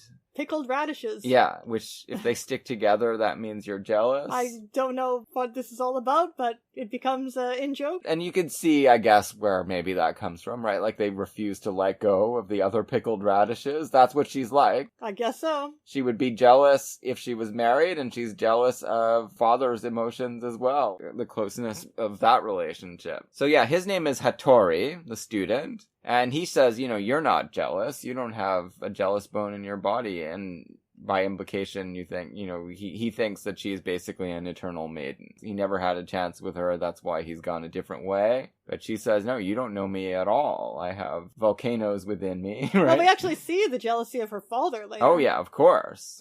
But we haven't seen any of that yet. And Yeah. Hattori is not clued into any of that. And then we get the scene with Sugimura, Haruko Sugimura, the aunt. with Chishū Ryū, where she introduces the plot of the daughter needs to get married, Yeah. which served Ozu very well for the rest of his career.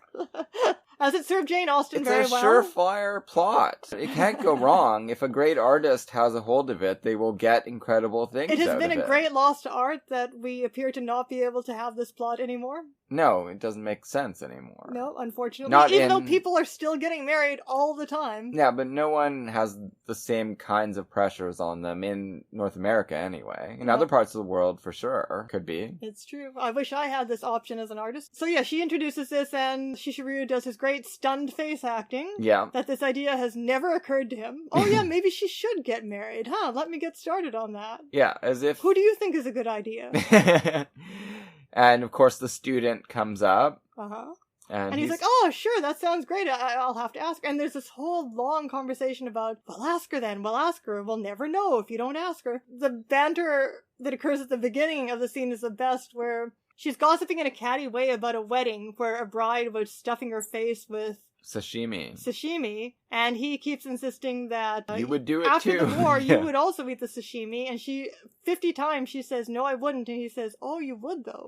Yeah. No, but you would though. Yeah. And like, it's just amazing. No, they have a great relationship too. He teases her. I don't know, maybe he can move in with her and her family. Oh, she's too busy for him unless she's arranging marriages. Oh, actually, we did meet her earlier, right? Because we first meet her at that tea ceremony. Oh, right, that's actually the beginning of the movie. Yeah. So I haven't actually done, other than the occasional internet article, any reading of any criticism of Ozu. So I don't know what's been speculated about why this film is so preoccupied with Japanese tradition. We have the tea ceremony, we have unless it is just this daughter getting married as a matter of course of the way things are done theme. We have the no play that they go to, we have the Shinto shrine that he visits with his sister. Yeah. Zen garden. The Zen garden that they gaze upon, and of course, the traditional gown that she wears at the end. That scene is repeated in An Autumn Afternoon. That as part well, I do remember. in Technicolor. All of these things are hearkening back to Japanese tradition, and she is described in some contexts as very traditional and conservative and shy, etc.,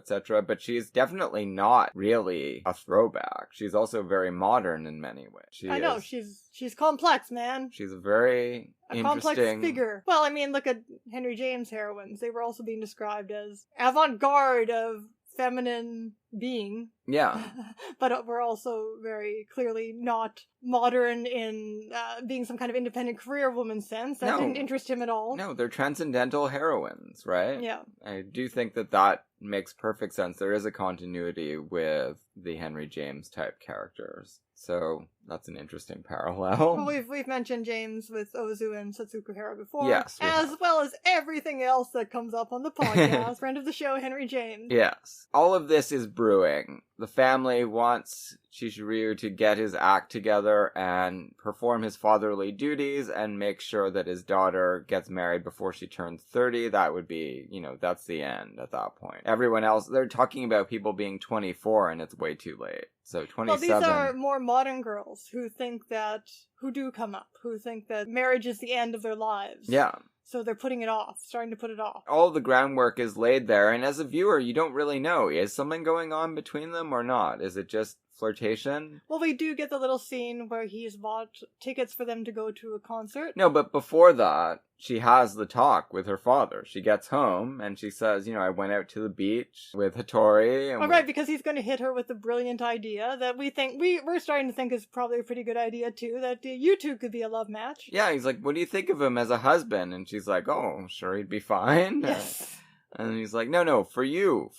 And then she bursts into laughter. Yeah. Giggles that she has never done in any other freaking movie before. This is a whole new character. Totally makes sense. What is going on with this guy? His star pupil, they work together every day, it seems like. He has no idea this guy's engaged to be married. He's really clueless. Yeah. So she said, I know her. She's a great girl. It'll be fine. So obviously not going to be marrying me. He's already taken. She doesn't really say anything else about it. Like, she doesn't say, no, I've been in love. But she does say, I like his type. But the father... Clearly, the reason she's much more clued into what's happening in his love life is that it's actually a concern of hers. And he's like, you like his type, but what about him?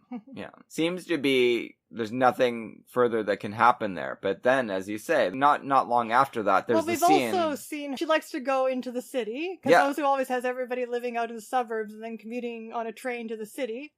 And she likes to go into the city and do some shopping and, have a nice time, maybe take in a concert, an art gallery. She runs into people she knows, maybe meets up with them on purpose. Yeah. She's been with the father's business friend all day. We see them together.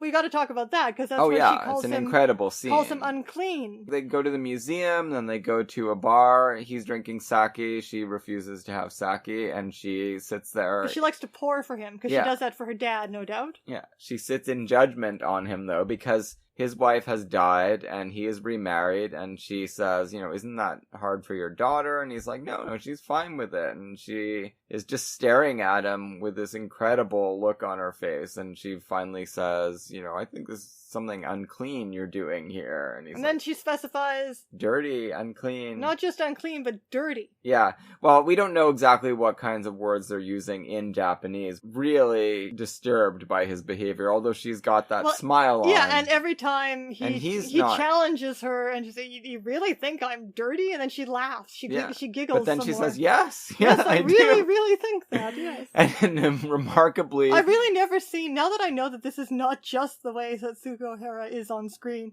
I've never seen a performance like this. No, it's amazing. And it doesn't ruin their evening for whatever, she finds a way to say everything she wants to say with her little giggle. And it just goes down easy, even though, she's called him a disgusting old man who is robbing the cradle for his second marriage. So you think that's the issue? The issue is that they are marrying younger women. That's what's dirty? Because she herself doesn't want to remarry in Tokyo Story. Do you not think that there is just a very strange, hard to understand indictment of the concept of remarriage itself, almost like an infidelity to the dead person? Yeah, there's that too, but she does make it seem pretty clear that she's objecting to the fact that this new wife is not much older than the daughter, or maybe the same age. Well, she doesn't make that clear, but you think it is made clear by the film. I think so, because that's her first concern. Isn't it weird for your daughter, right? Right.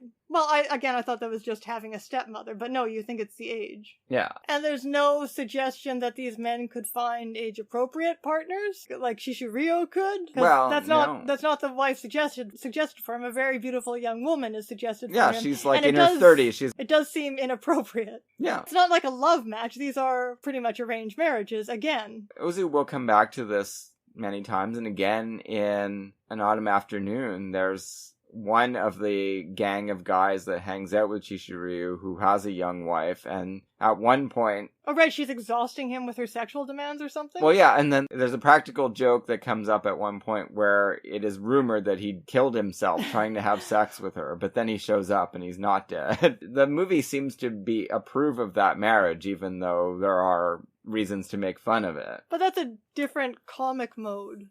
Right? And this is not a main character. Main characters have to make more dignified decisions. Oh yeah, of course.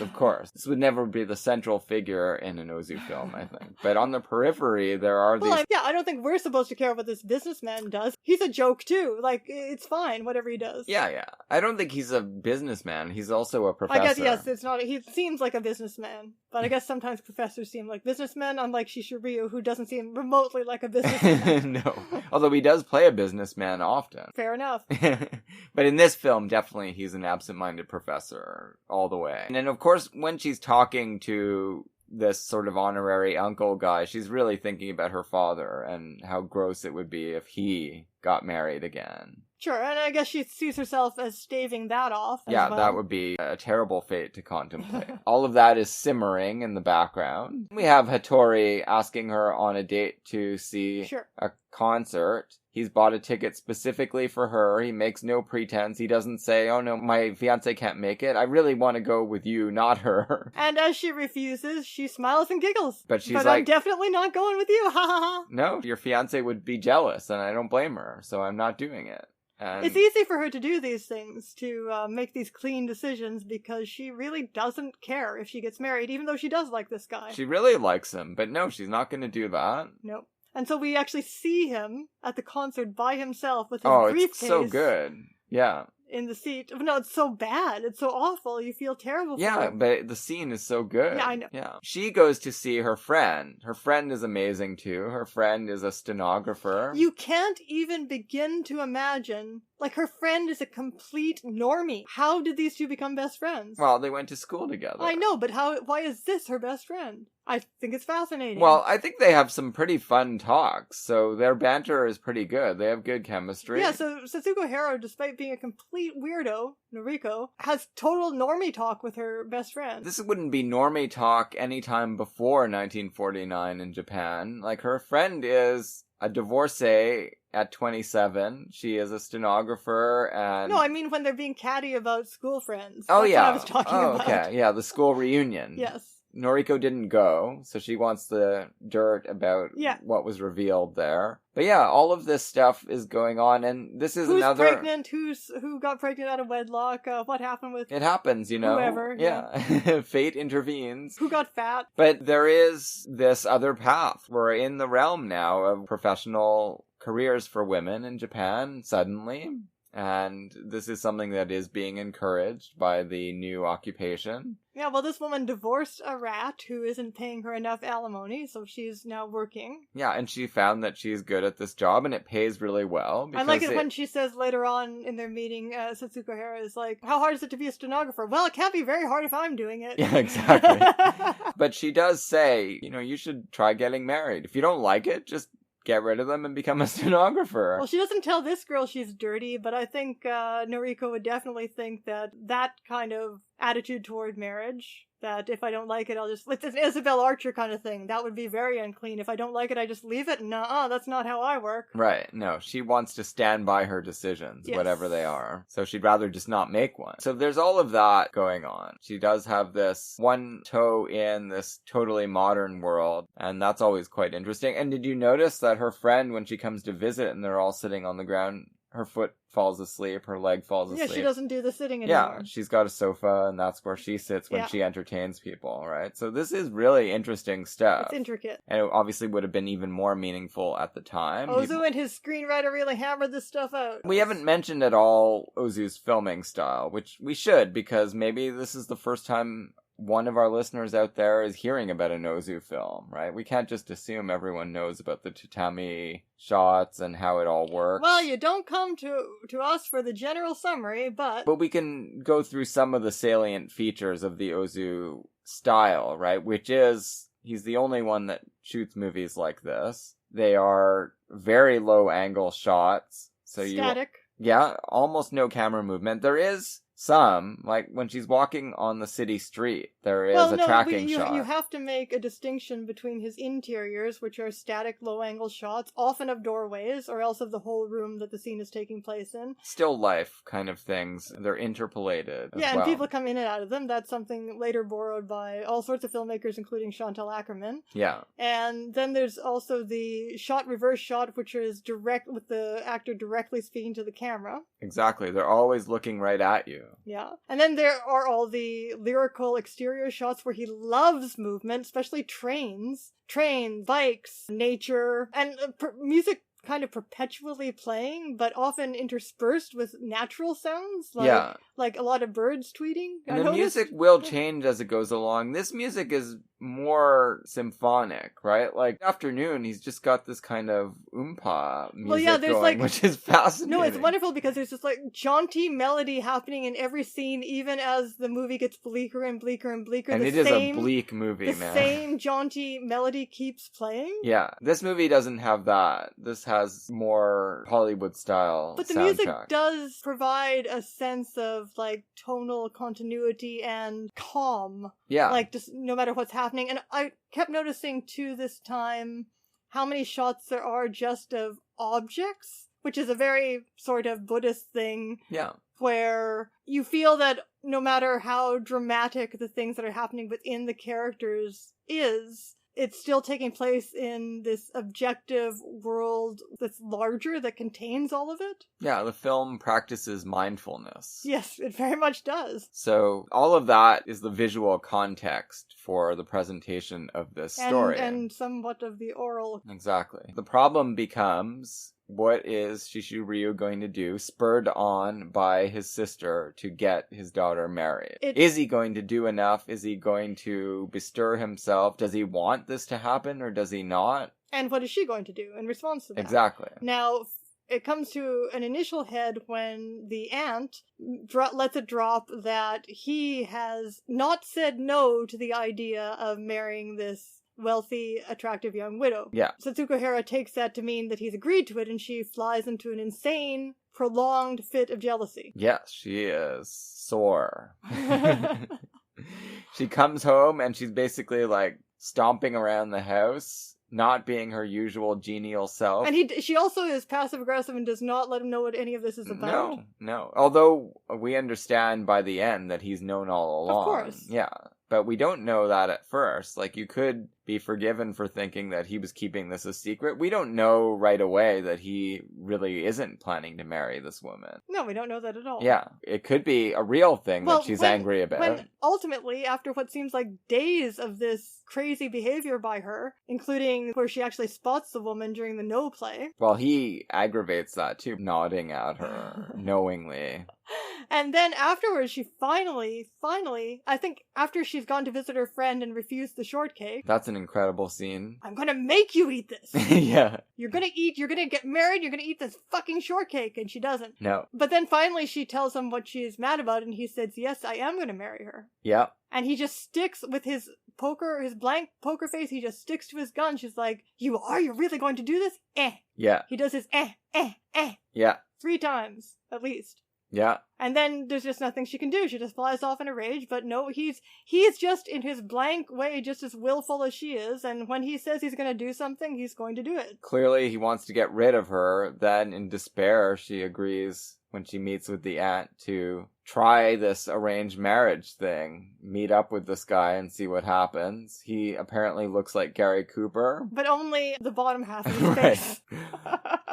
Again, so at first we think that this is going to go well because like things are normalizing, because she talks about him like she likes him, she's attracted to him. The aunt says we don't see them together ever, but the aunt says she clearly really likes this guy, and we have no reason to disbelieve her. It doesn't seem like it's wishful thinking. No, and when she talks about him, she seems to be fairly impressed with him. She says he looks more like the electrician than Gary Cooper, but then they've talked in the past about how the electrician looks like Gary Cooper. This is with her friend, not exactly. With the aunt. Yeah. Right. During the next visit to her friend. Yeah, this is the information we're given. It's like the women, in a way. Fiancé is never seen. That part of it is left to our imagination. She seems to like him well enough. Prosperous 34-year-old man, perfect for starting a family with. And he looks good, he's nice. Then there's the trip to Kyoto. Yeah. Is the scene at the shrine with the sister where she finds the purse. Yeah, that's right. That all comes first. Chishū Ryū and Haruko Sugimara go to a shrine.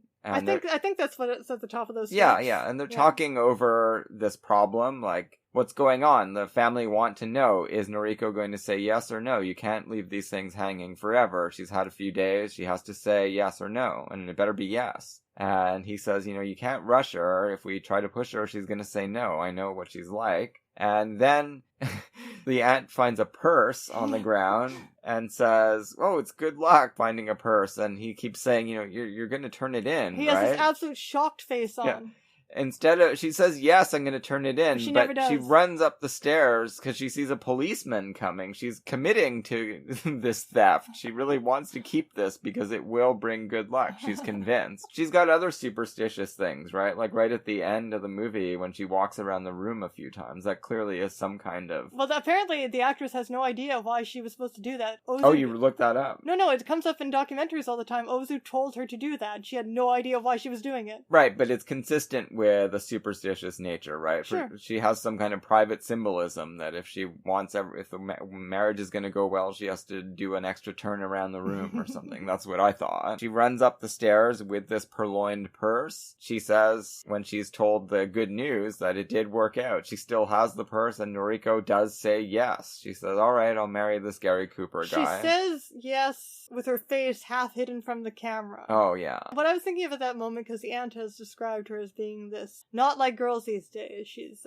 traditional, she's shy. And when they're extracting this yes from her, despite the fact that we know that she, again, is attracted to this man, that she likes him, it almost seems like to ask this character to get married, to commit the act of intimacy that is getting married, is like an act of violence against her. For her to say, yes, I want to do this, is an act of violence against her, over and above her situation with her father. She says yes to the aunt. The aunt runs down, tells Chishū Ryū, and then he's like, oh, I'm glad. But then he does want to confirm with Noriko. He's like, we're not just forcing you into this, right? And she confirms, no, I'm gonna do it. I want to do it. She says all the right words. He asks all the questions. She says yes. He tries to let her back out 7 different ways, and she doesn't do it. So it's settled at that point. But obviously the viewer understands, and he has to know as well that she really is doing it under duress. But he gets her to go on record as being not forced. He keeps smiling and saying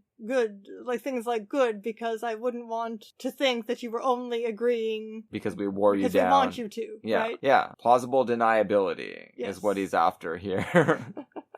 Because he obviously does believe this is in her best interest, but he has to know that right now she's not feeling good about it, even though she's saying yes. Then they go to Kyoto. Yeah, on their final trip together as father and daughter. So heartbreaking, all of this. I mean, they're still going to be father and daughter. Yeah, but not really, right? That's not how it works. Is she moving away? Probably, yeah. Because his family owns a business somewhere else. Yeah, that's another very Jane Austen thing, something that we don't think about as much, like enough to put it into plots of movies. But even now, if you don't have a ton of money, if you move far away from your family, far enough that you need to fly to see them, it is not easy to visit. And it is not going to be the same. If you have one little visit per year, if you can afford that, it is not the same as living with somebody every day. No, it happened with me and some friends and family, right? When I moved to Vancouver, there was a lot of agony over this because you can't just come back. So yeah,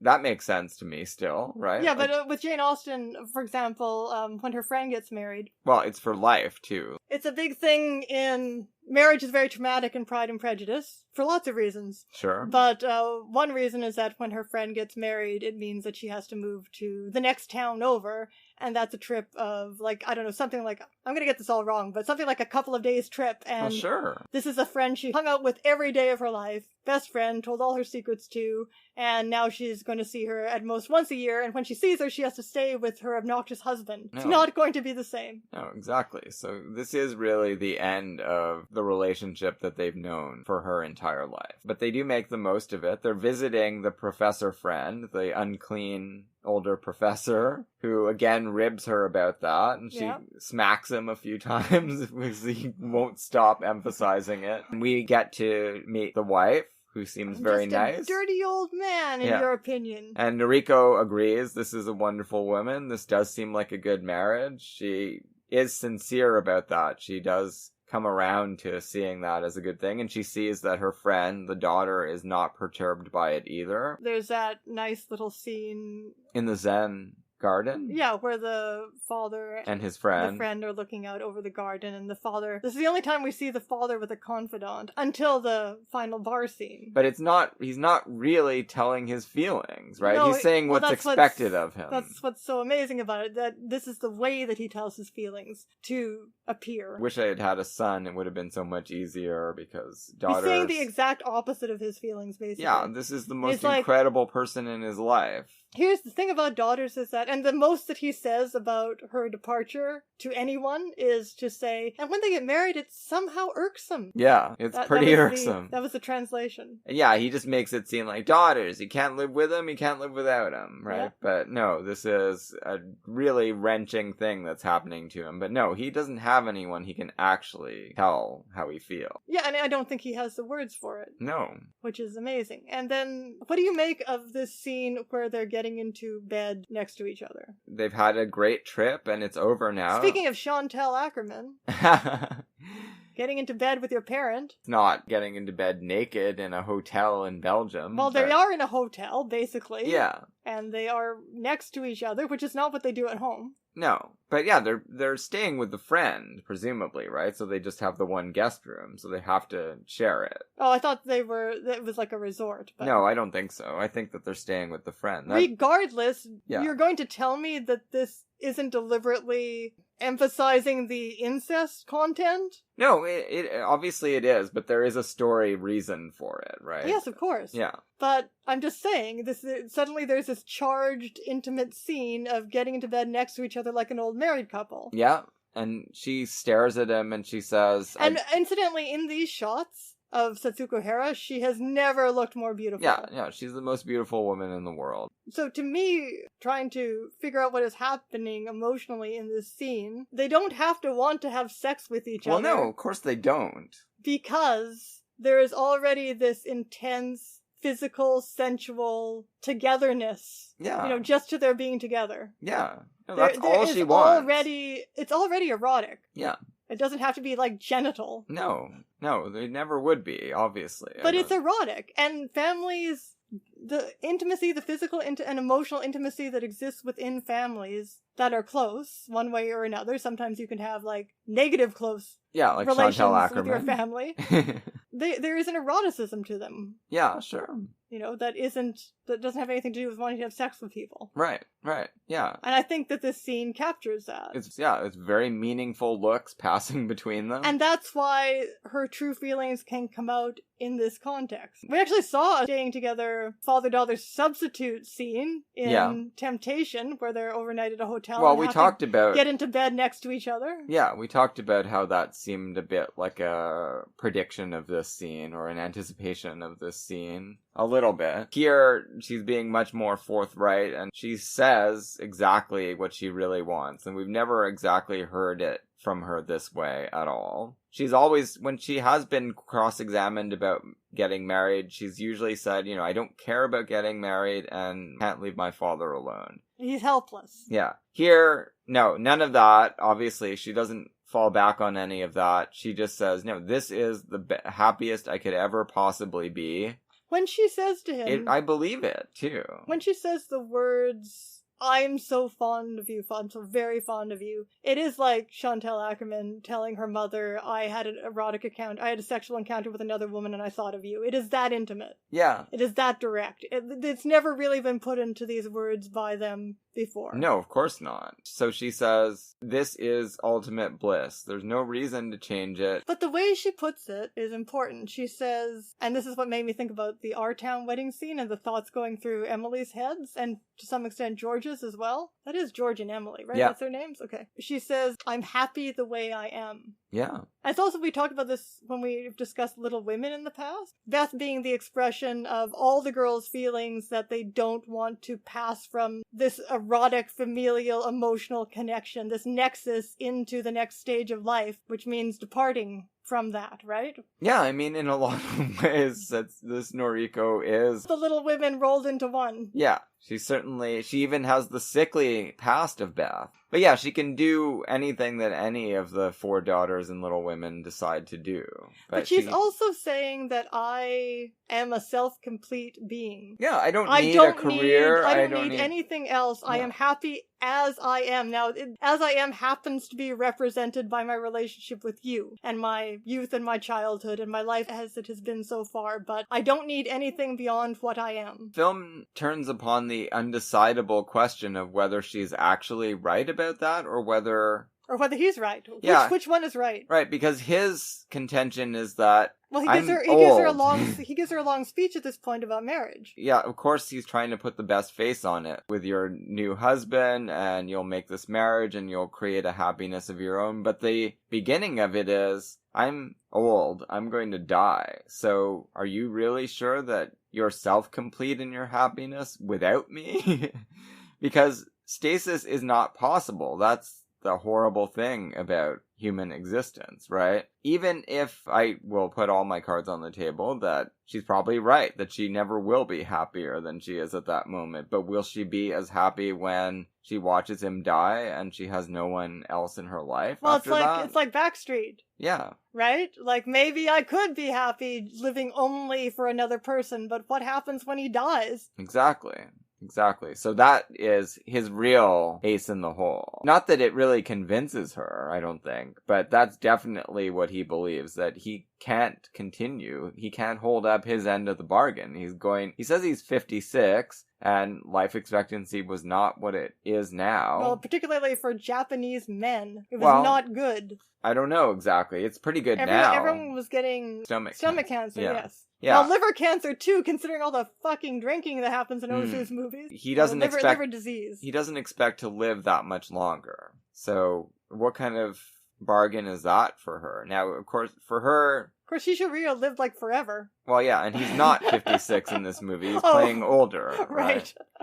He looks convincing. He does. He looks 56 for all of the movies. Yeah, I think he's in his 40s, actually. But that's great, because it means that he can continue to play these fathers of 20-somethings for another 20 years. Right. If you believe her, then this is obviously something, she understands this, and she would much prefer to stay with things as they are. And maybe she's right. Maybe she doesn't need to get married. Maybe she would handle it just as well as anyone else would. When he dies, she will find something else. And there is that moment, if you remember, this is the Stella Dallas part in Stella Dallas, where Laurel intuits that her mother has only been trying to get rid of her for her own good, and then she rushes in and clings to her and says, "I'll stay with you forever, Mummy. I love you and I'm going to stay with you forever. I will never leave you. I'll always take care of you." And of course, Stamik is like, "Oh shit, I have to figure out a way to make her reject me at that point." And she also does it by making it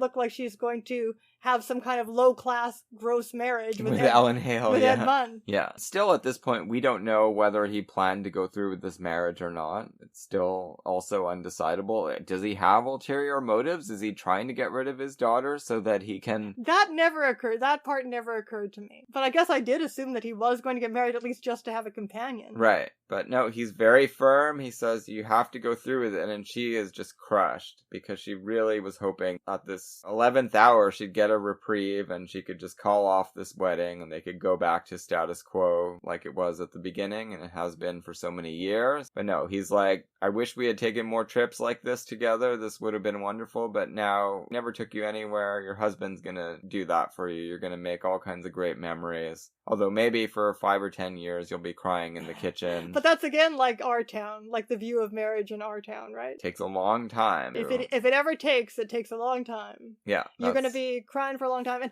And when we discussed our town, also on the podcast, I remember telling the story of when I got married, which was in a very traditional way, in that I was 19 and I had been living at home with my family up to that point. And the whole first year of my marriage, every morning when I got up to get ready for university, if I put on the wrong music, like something too emotional, I would sob. Right. And I didn't know why. I would sob hysterically, and I didn't know why. And only in retrospect did I realize it was because I had left everything I'd known and all of my emotional connections to make a new life with an alien person. Yeah. I had tearful mornings, not sobbing, but I would wake up lightly misty pretty much every morning I was in Michigan. So that was probably... Yeah, going away to university is like the more common way to experience this now. He's holding firm. He is refusing to give her an out. He got her signature in blood when she agreed to it. And there's no backing out now unless he lets her, and he's not going to. And then the prolonged... Well, okay, first, though, there's the actual wedding day scene. Yeah. Incredible as well. So he's sitting there with Hattori, his student. And they both got... Oh, yeah, was it with Hattori? I thought it was... Well, first it's with Hattori. Okay. And they're talking over, where did you go on your honeymoon? And so he's married already. There's just a little callback to the beginning of the film. Yeah. Everyone's talking about... The aunt has been doing all the arrangements, because obviously Chishū Ryū is not going to get a wedding together. He can't even get a dinner together. She has really assumed control of all of this, and there are a lot of preparations that are required. There's a very elaborate wedding gown. That assemblage has occurred now, and she's ready to be seen. But she's standing there with her head bowed, like she's waiting for it to be chopped off. Yeah, she really does seem like she's going to the gallows. The film really plays with you, right? Because it's like, is it ever going to show her frontally? Is it ever going to give you a subjective shot of her? It gives you a brief frontal shot where she is smiling, but then it returns to the head bowed image. Yeah, but shadows over her face, and they're naturalistic in a way. A lot of headgear on. Yeah, exactly. And it casts it's like a shadow. the Scarlet Empress outfit. Yeah. And like the Scarlet Empress wedding almost to her. Yeah, but I mean, she looks crushed. Yes. And I kept thinking, like, can't you pretend, just for your father's sake? Can't you just pretend, Noriko? Come on, this is for him. No, she can't. She's still sulking. Of course, I guess people can write those emotions off as wedding jitters. And then she kneels in front of him, and this is where the tears started. Yeah. She kneels in front of him and thanks him for all of the years that he's given her. Yeah, and he just keeps saying, be happy, be a good wife. And luckily he, like, the astonishing performances of Chishū Ryū, because he plays all of these things, and you almost want to believe him when he says that Ozu just told him what to do and he did it, and he didn't ask any questions, and had no emotion behind it. But he just does all of these things like there's nothing else behind it. He doesn't play any subtext ever. He's like the only actor I've ever seen that doesn't play any subtext. No, but that is the subtext, right? He's so good at hiding all of it that nobody can actually read him for sure. An enigma. He is. She goes off, and that's the end for her. We have no idea whether he is going to be proven to be right, and 20 years from now she's going to look back on all of this and say, I'm glad my dad pushed me to take this step. Or have just reconciled herself. She seems like, the thing is that whether he's right or wrong, she seems like she has enough capacity to be happy. Of course, she'll have fun and she'll have banter because she has banter and fun with every single person that we see her with. But then, if she does make that adjustment, then it shifts to being his tragedy. And that's how the film ends. Yeah. So we do see like a big crowd scene, all these goofy kids. We're going to see a lot more of those in future Ozu movies, acting like little truants. That's the last we see of her as she walks off in the ceremonial garb. Then we have two scenes with Chishū Ryū. We have first the scene at the bar where he is drinking with the friend, the modern stenographer friend, and they're just sort of talking over what a near thing it was to actually get her on her way towards this marriage. And then the friend finally says, but you're not really getting married again. Yeah, and he's like, no, of course not. And the friend congratulates him on being the greatest liar of all time.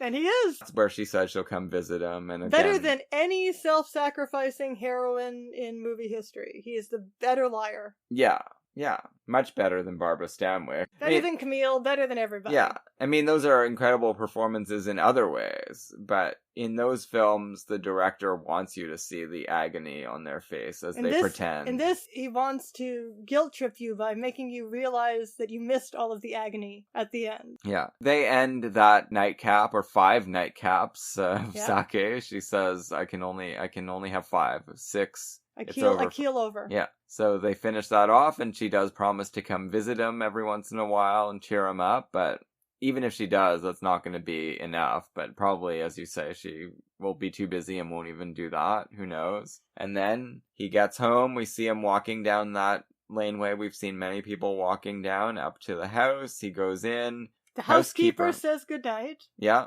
That's obviously a totally different greeting than he has ever gotten before when he comes home late at night. Noriko's always there waiting for him He for takes some off fun. his own coat, which is not usual. He picks up an apple and starts peeling it like Meg Ryan in Sleepless in Seattle. All of the emotions that just haven't been there. Goes into the peel. Yeah, it's incredible. How did he do this? Is like magic that Ozu does here. It is a crushing scene, a bravura scene, all scenes at once. When the peel falls to the ground, his head just slumps forward. It's like he has died, like Irene Dunn at the end of Backstreet, right? It's just the end. There is no more life for him. No, he doesn't get the mercy of death, but that's the end of the film. But it's not, though, because then we get the shot of the ocean. Life goes on. Exactly.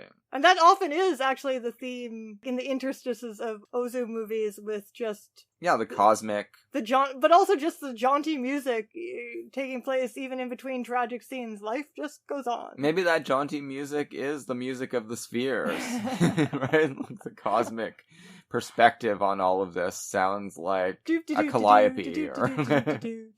I don't know, I can't do it, but it sounds like the kind of music they used to play at the Cabane à Sucre when we used to go when I was a kid, yeah, for all the oldsters to dance to. That's not in this movie, that's later on. Yeah. That's late spring. There are, I'm sure, a million other things we could say about it. We think, and watching him then at the end, you think back, although Ozu has the good taste not to do a retrospective montage. No, he doesn't need to. Doesn't need to, just needs the apple peel. You think back to all of those moments where he could have given in, like all the temptations she presented him to say, yes, I will be selfish and I will keep you with me till I'm dead. Yeah, he didn't do it, and he let her take the blame for being selfish, for not wanting to get married. Matchless emotional catharsis here. We have no idea what happens to any of these people after this. A new partnership that will go down in history has begun here, and it is quite something to see Ozu and Setsuko Hara create this character together, because, as you say... And now we'll get to pay attention to the modifications that are performed on it. Yeah, there are variations in all of the other films we're going to see her in. Well, one of them, she's just kind of a supporting character, but there are 4 other starring roles in Ozu films for her. So something I was thinking about this time that I'll be paying attention to, like the giggles and the grimaces and the sort of hissing her lines through the grin. I think her performance is more rhythmic. Like she's understanding that he requires a kind of rhythmic acting where the rhythm, the emphasis of the lines and the expressions are as important as the content of them, sort of. And just the fact that she's looking right at you as she's doing it. That's a big part of it. Sure. So I guess that's it for now. We will have much more to say about Setsuko Hara in the months to come, and many more Ozu films to come. Before we go, we do want to thank our friend Illogical Volume for leaving an iTunes review in the UK. You said that's our first in the UK? I believe so. Now, it's not easy for people to check iTunes in countries outside of their own, so we only see Canada here. There was a site I looked at that kind of has... It purports to have reviews from all around the world. It does have a lot from the US, and there's one from Italy, and yeah, it was the first one I saw from the UK. We got a review from Italy? Yeah, they love us. Oh, thanks, the one Italy. person. They love us in Italy. Yeah. Illogical Volume, thank you very much for that review and the rating, because every little bit helps to gin up the algorithm, to put us in front of a few more ears or inside a few more ears. If you do have access to iTunes out there and you feel inclined to give us a little rating or a little review, it does go a long way, and we are much appreciative in advance. Yeah, at our level, it's just about allowing anybody to find the podcast. Next week, it's going to be the Hollywood Studios Year by Year. We've finally reached 1933. Oh. So that means we're back to Paramount. Oh. And this is going to be a Charles Laughton double feature. Oh. We're going to be talking about Island of Lost Souls, another demented horror film that I do feel has some kinship with Murders in the Rue Morgue. Okay. And Sign of the Cross. Oh my goodness, but you said that's not really 1933. It was right at the end of 32. It's directed by Cecil B. DeMille. It was about time we finally did a Cecil B. DeMille. He was the mascot of Paramount. That works then. If we're just going into 1933 and doing it, that's fine. Exactly. So join us next time for crazy biblical stuff and crazy sci-fi horror. Sounds good. Both with Charles Laughton.